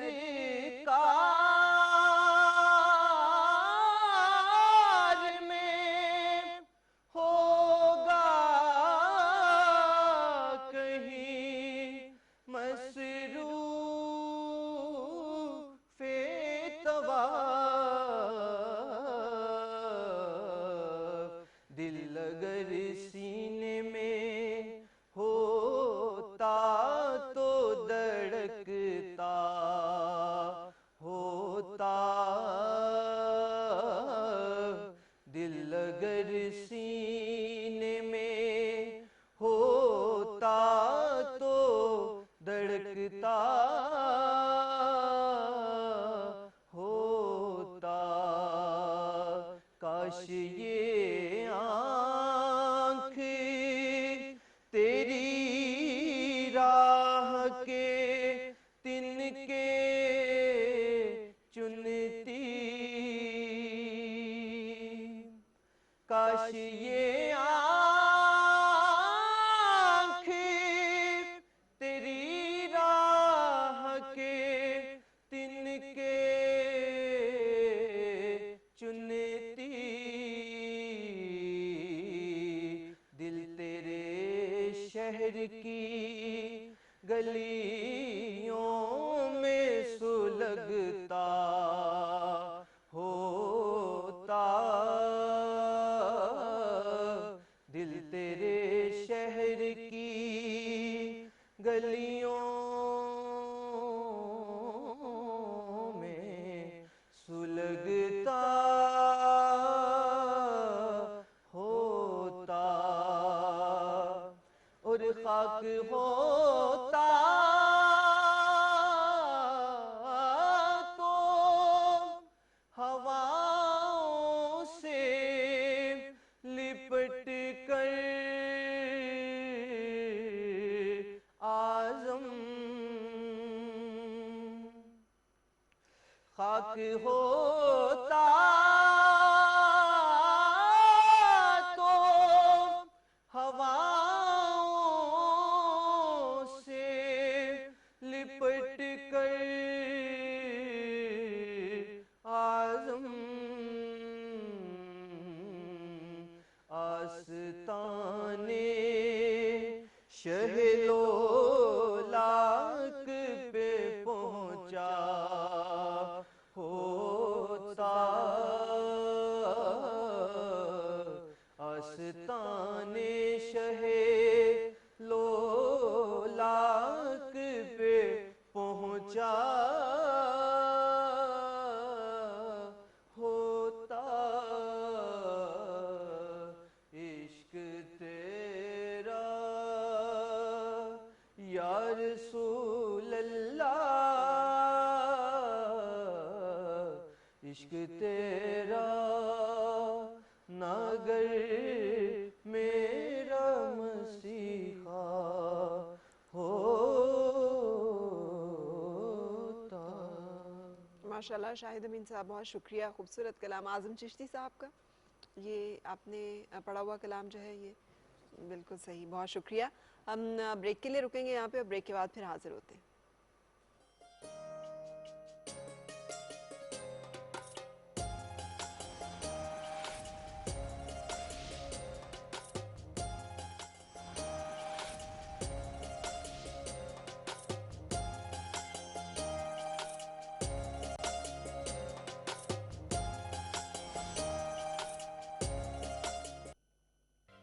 عام آدمی، تنخواہ دار طبقہ، گورنمنٹ سرونٹس، مکینک، ویلڈر، کسان چھوٹے، ان کے لیے یہ ملک کیا کر رہا ہے؟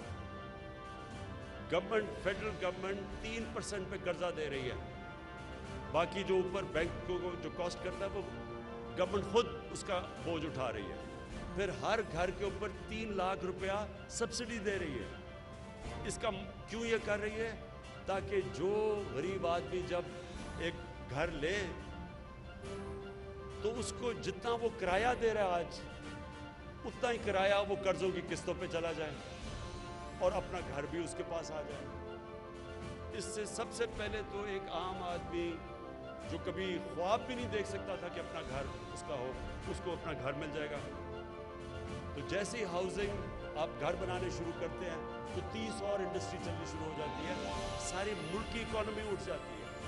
ایک طریقہ ملک کی اکانومی کو اٹھانے کا ہے کہ ملک میں ہاؤسنگ شروع کر دیں۔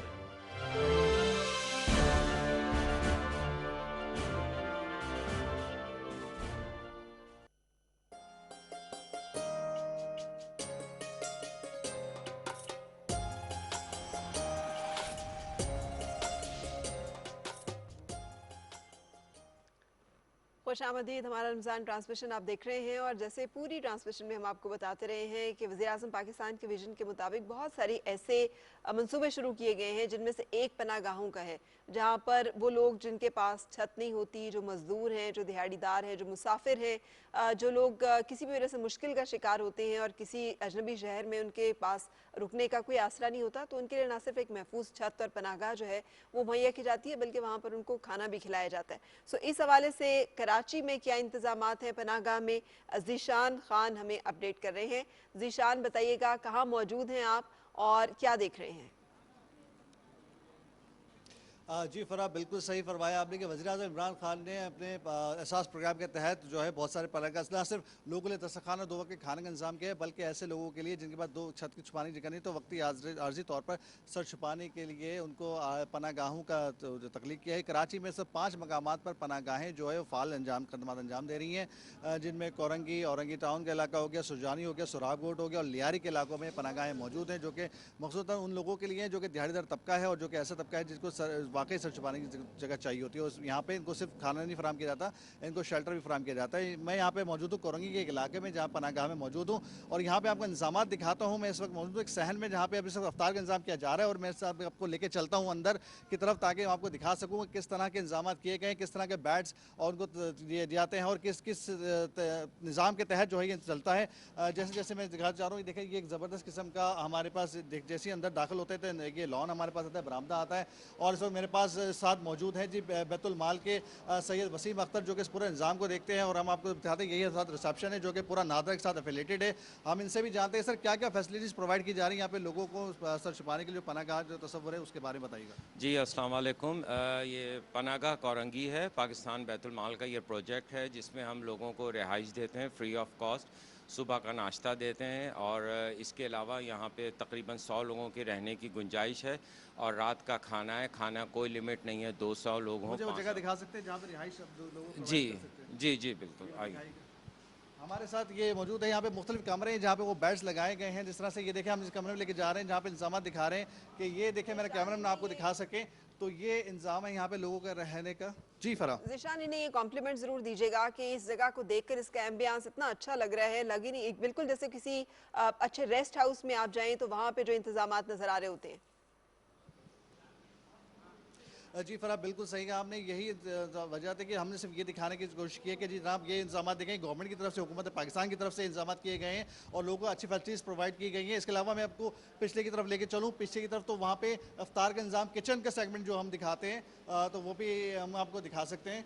तो वहाँ पे भी आ जाए हमारे साथ, तो आगे आ जाए हमारे कैमरा में तो आपको दिखा सकें किस तरह से अफ्तार और सैर दिया था। यहाँ पे रोज़ेदार हमारे साथ मौजूद हैं तो आप देख सकते हैं पूरा किचन इंतजाम SOPs के तहत तमाम लोगों को अफ्तार और 2 वक्त का खाना फराहम किया जा रहा है। इस वक्त देख सकते हैं यहाँ पे लोग अफ्तार के लिए मौजूद हैं हमारे साथ और मेरे साथ इस वक्त बताते चलूँ कि हमारे साथ जो इस कार खैर में जो लोग यहाँ पे हिस्सा ले रहे हैं, हमारे रिवॉल्ट के कंट्री मैनेजर जो है अनवर अनीस साहब हमारे साथ मौजूद है और हमसे जानते हैं कि इस कार खैर में जुड़ने का एहसास पाकिस्तान के गवर्नमेंट के साथ, बैतुल माल के साथ जुड़ने के साथ अब कैसे हुआ? अस्सलाम वालेकुम, बहुत शुक्रिया जनाब। असल में खान सैफुर रहमान खान न्याजी साहब का हिदायत थी कि आप बैतुल माल पनागाह से अपनी रमज़ान की जो भी एक्टिविटीज़ हैं वो करें। हम रोज़े अव्वल से और आखिरी रमज़ान तक इफ्तार का एहतमाम किया है। तो सर ये पनागाह का जो तस्वुर है यहाँ पे लोगों को खाना दिया तो इस पर आपका पूरा एतमाद रहा कि आपके ऑर्गेनाइजेशन का जिस एतमाद करते हुए आपने यहाँ पे कार्य खैर करने का सोचा? जी जी बिल्कुल। यहाँ जब हमने खान सैफुर रहमान खान न्याजी साहब ने जब हमें कहा कि पनागाह से आप इसको दें तो यहाँ आके देखा तो पनागाह में नहायत ही मतलब सफाई सुथराई SOPs का ख्याल किया था। मास्क मैंने अभी सिर्फ आपको बात करने के लिए, वरना यहाँ के एडमिनिस्ट्रेटर बहुत सख्त हैं और यहाँ पे इज्जत जो दी जाती है ना वो आउटस्टैंडिंग है। बेशक अनीस साहब बिल्कुल, अनवर साहब बिल्कुल सही फरमाया। लोगों को इज्जत नफ्स रुजू किए बिना यहाँ पे लोगों को कर दिया जाता है। इसके अलावा मेरे साथ यहाँ पे अल्लाह वाला ट्रस्ट के हमारे मौजूद हैं जनाब ताहिर साहब, फरमाइएगा कि किस तरह से आप बैतुल माल में, आपसे मेरी पहले भी बात हुई थी, आपने कहा था मैं कभी किसी गवर्नमेंट ऑर्गेनाइजेशन के साथ नहीं जुड़ा लेकिन इस बार जुड़ा हूँ कि कुछ वजह है मैंने देखने के लिए, तो बताइए क्या वजूहत थी जो इस ऑर्गेनाइजेशन से आप जुड़े? अस्सलाम वालेकुम। पहली बात तो ये कि मैंने बिल्कुल डिफरेंट पाया है इसको और मैं डर के मारे ही नहीं कभी गया था कि क्या होगा क्या नहीं होगा, लेकिन यहाँ के लोग बहुत अच्छे हैं, बहुत कोऑपरेटिव हैं और अपेरेंटली वेरी ऑनेस्ट। बिल्कुल सही। ज़ीशान, बहुत शुक्रिया, आपने हमें कनेक्ट करवाया उन तमाम लोगों से जो कि यहाँ पर कंट्रीब्यूट कर रहे हैं। और जैसे कि आप देख सकते थे, मुझे तो बिल्डिंग देख के बहुत अच्छा लगा है। बिल्कुल ऐसा लग रहा है जैसे आप किसी बहुत अच्छे रेस्ट हाउस में जा रहे हैं जो प्रॉपरली मेंटेन्ड है, जहाँ पर हर चीज़ जो है उसका मुनासिब बंदोबस्त जो है वो किया गया। हम वापस चलेंगे अपने आज के मौजू की तरफ, जहाँ पर हम बात कर रहे थे हसद, बुग़्ज़ और कीना से मुताल्लिक। और मैंने जो सवाल छोड़ा था वो ये था कि एक ऐसे मुआशरे में जो कि दुश्मनी, जो नस्ल दर नस्ल दुश्मनी जो है वो चलती थी, कबायली एक रस्म व रिवाज का जहालत का गढ़ था, रसूल पाक सल्लल्लाहु अलैहि वसल्लम की आमद से पहले अरब का जो मुआशरा है वो कैसे मुहाजिर और इंसार के ऐसी मुआख़ात के रिश्ते में बंधा है कि वहाँ पे ना हसद था माल और दौलत की वजह से, ना हसद था नेकियों की वजह से। जन्नत की बशारत दे रहे हैं आप सल्लल्लाहु अलैहि वसल्लम, और लोग जो हैं वो एक दूसरे के साथ बुग़्ज़ और अनाद और कीना नहीं रख रहे, सबके सीने जो है एक दूसरे के लिए खुले हैं। ये बहुत ही अहम नुक्ता है ये। नबी अकरम सल्लल्लाहु अलैहि वसल्लम ने जो मिसाली मुआशरा तश्कील दिया है उसकी सबसे बुनियादी जो खसूसियत थी वो यही थी कि उसमें अख़ुवत, मोहब्बत, भाईचारा वो भी एक मिसाली था। और शायद इंसानी तारीख़ के अंदर इस तरह का मिसाली मुआशरा जो है वो ना पहले वजूद में आया है और ना अब कहीं दुनिया के अंदर मौजूद है। और ये सब कुछ कुरान और सुन्नत की तालीमात के नतीजे में, नबी अकरम सल्लल्लाहु अलैहि वसल्लम की तरबियत का नतीजा था कि अल्लाह तबारक व तआला ख़ुद फरमाते हैं, व अल्लफ़ बैन क़ुलूबिहिम, अल्लाह ने इनके दिलों को जोड़ दिया है। और अगर आप रूए ज़मीन के सारे ख़जाने भी खर्च कर डालते तो आप जोड़ नहीं सकते थे, इनके दिलों को जोड़ नहीं सकते थे।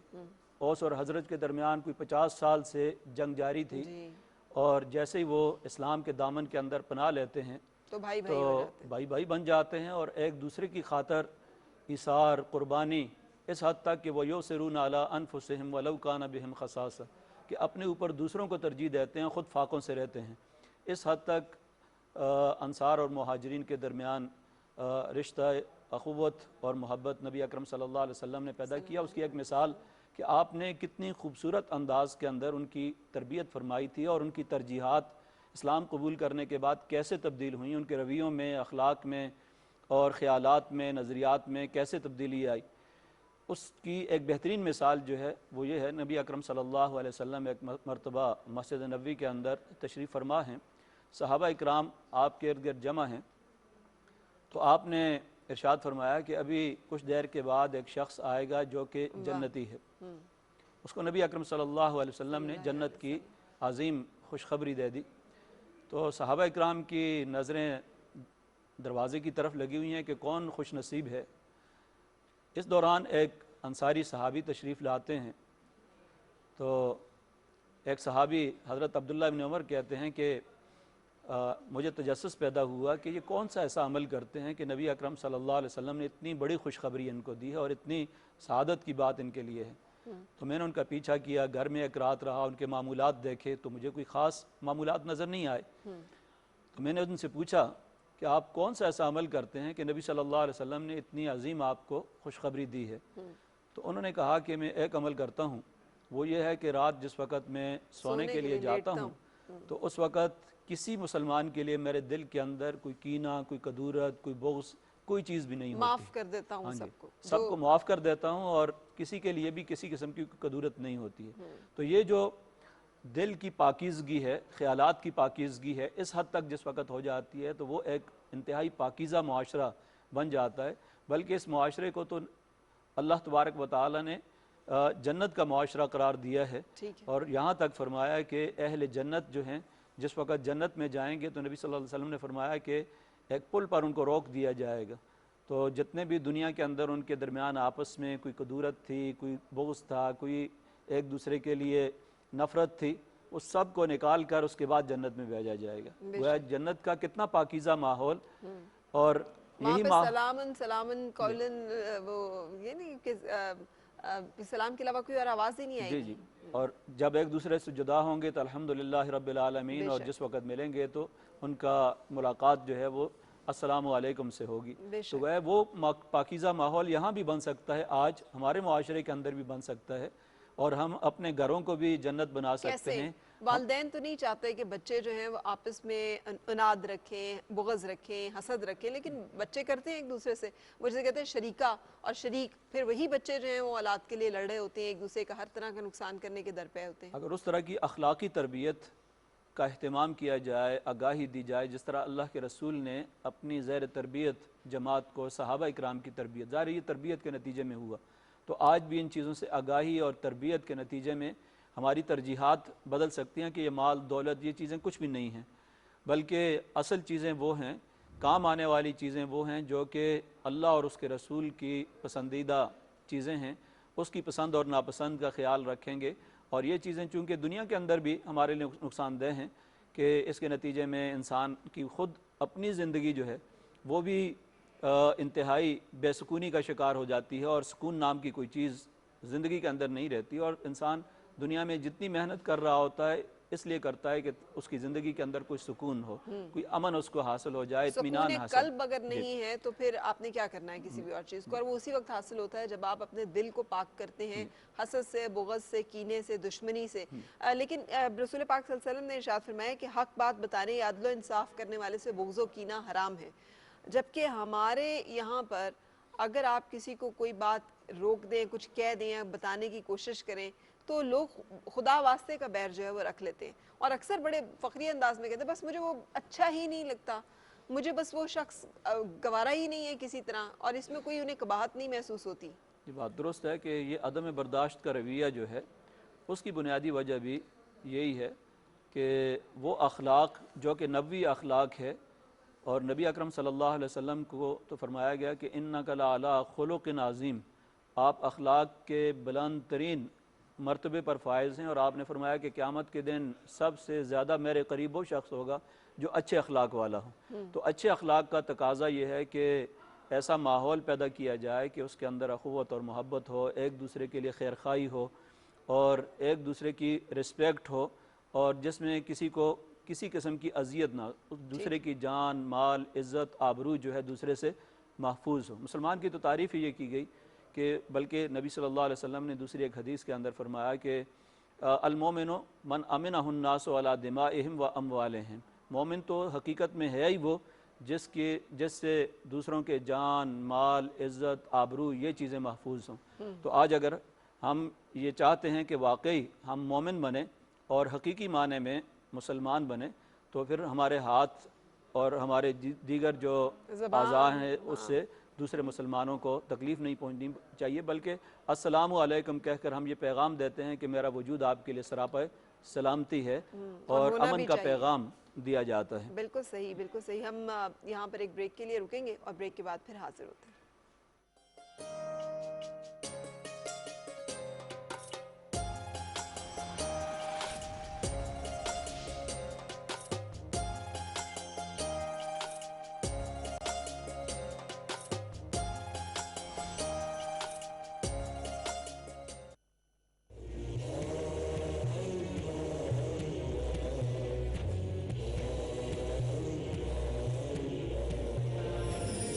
ارشاد باری تعالی، اے لوگو اپنے رب کی عبادت کرو جس نے تمہیں تخلیق کیا اور ان کو بھی جو تم سے پہلے تھے تاکہ تم متقی بن جاؤ، جس ذات نے زمین کو تمہارے لیے بچھونا بنایا اور آسمان کو چھت اور آسمان سے پانی اتارا اور اس کے ذریعے تمہارے لیے پھلوں کا رزق نکالا، تو تم اللہ کا کسی کو شریک نہ بناؤ اور تم جانتے ہو۔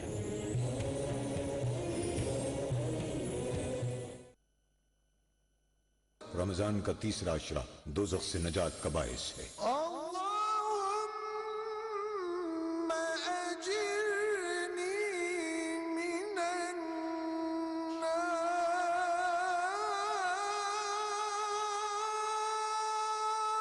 اے اللہ مجھے آگ سے پناہ میں رکھنا۔ مقام ہوگا۔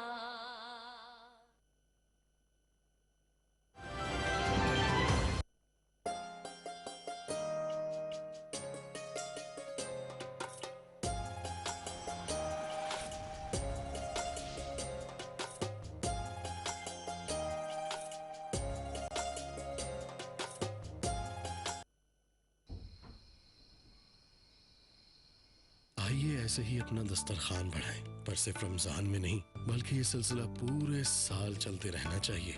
आपके जज्बे और मोहब्बतों में शामिल रहेगा शाहताज कुकिंग ऑयल और बनास्पति का प्यार और लज़्ज़त। तो बढ़ाएं अपना दस्तरखान ज़रा सा और। शाहताज, सेहत भरी खुशियों का राज। कदम ऐसे बढ़ाओ, भरोसा जीत का हो, लगन धरती से अपनी, यकीन मंजिल का हो। अहद दोहरा रहे हैं, कदम बढ़ते रहेंगे, वतन का नाम ऊंचा सदा करते रहेंगे। पेंथर टायर, पेंथर लगाओ, फिक्र मिटाओ।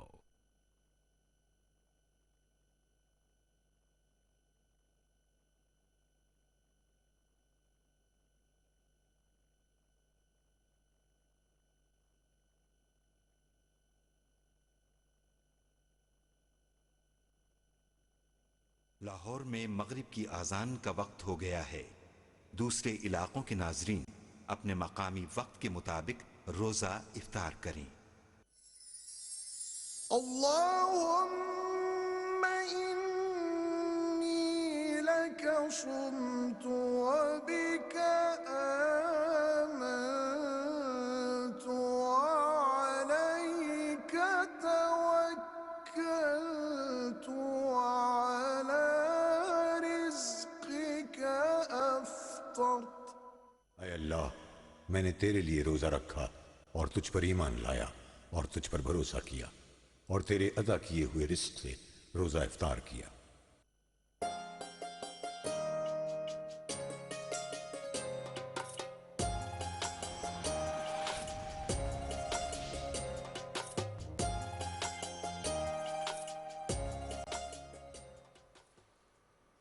खुश आमदीद। हमारा रमज़ान ट्रांसमिशन आप देख रहे हैं। हम आज हसद और बुग़्ज़ और कीना के ऊपर बात कर रहे हैं। बज़ाहिर देखने में ये एक छोटी सी बात लगती है कि हम एक दूसरे से जेलस फील करते हैं, लेकिन इस जेलसी में, इस हसद में रसूल पाक सल्लल्लाहु अलैहि वसल्लम का ये कौल मुबारक जो है वो सामने रहे कि हसद से बचो। हसद नेकियों को इस तरह से खा जाता है जिस तरह से कि आग लकड़ियों को, खुश्क लकड़ियों को। डॉक्टर साहब, जाते जाते मैं आपसे जानना चाहूँगी कि आपके ख्याल में ये क्या वाज़ो नसीहत से, क्या तंबीह से अगर ये मामला दुरुस्त होते तो हज़रत याकूब अलैहिस्सलाम अपने बेटों को आपस में हुब की, मोहब्बत की तलकीन ताकीद करते रहे, लेकिन हमने देखा कि ये मामला बेहतर नहीं हुए। ये बात दुरुस्त है आपकी कि इसके लिए अमली नमूना पेश करना भी ज़रूरी होगा। नबी अकरम सल्लल्लाहु अलैहि वसल्लम ने जिस तरह ख़ुद अमली नमूना इसका पेश किया है, जहाँ तक हज़रत याकूब अलैहिस्सलाम के बेटों का ताल्लुक़ है तो ज़ाहिर है वो भी अल्लाह तबारक व तआला की एक तदबीर का हिस्सा था कि उनके दरमियान भी आपस में अगर कोई हसद की बात थी तो उसके नतीजे में अल्लाह तबारक व तआला की तदबीर और अल्लाह तबारक व तआला के जो फ़ैसले हैं वो किस तरीके से मुकम्मल होते हैं और जो हासद है वो किस तरीके से नाकाम होता है। असल पैगाम उस सूरत का यही है कि जहाँ पर भी इस तरह की कोई सूरत नज़र आई है तो अल्लाह तबारक व तआला ने यही उसके अंदर बुनियादी सबक दिया है। बहुत शुक्रिया आपकी तशरीफ़ आवरी का और साथ रहने का, और यही इस प्रोग्राम का पूरा जो है वो मकसद है आपके साथ बात करने का कि हम हसद से बचें और कोशिश करें कि अपने घर वालों को भी उससे बचाने की कोशिश करें। हम जाते जाते नात रसूल मकबूल सल्लल्लाहु अलैहि वसल्लम के साथ आपसे इजाज़त चाहेंगे और शाहिद अमीन आपसे दरख्वास्त है नात रसूल मकबूल सल्लल्लाहु अलैहि वसल्लम के लिए।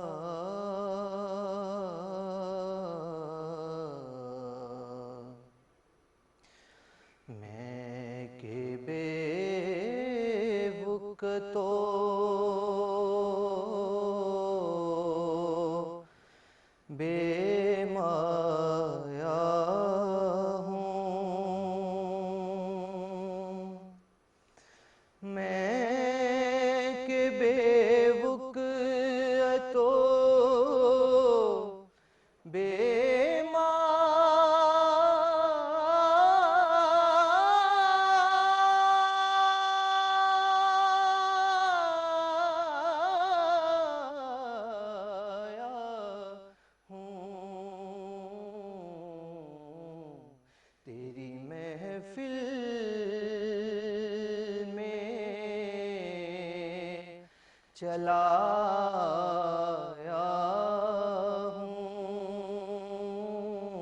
ہوں تیری محفل میں چلایا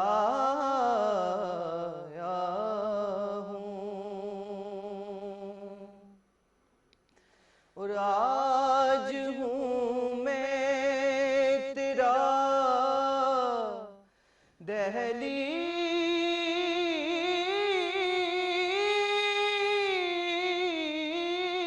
دہلیز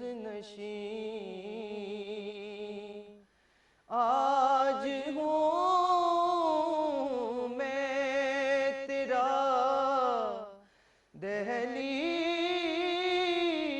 دہلیز نشین آج میں عرش کا ہم پایا ہوں آج میں عرش کا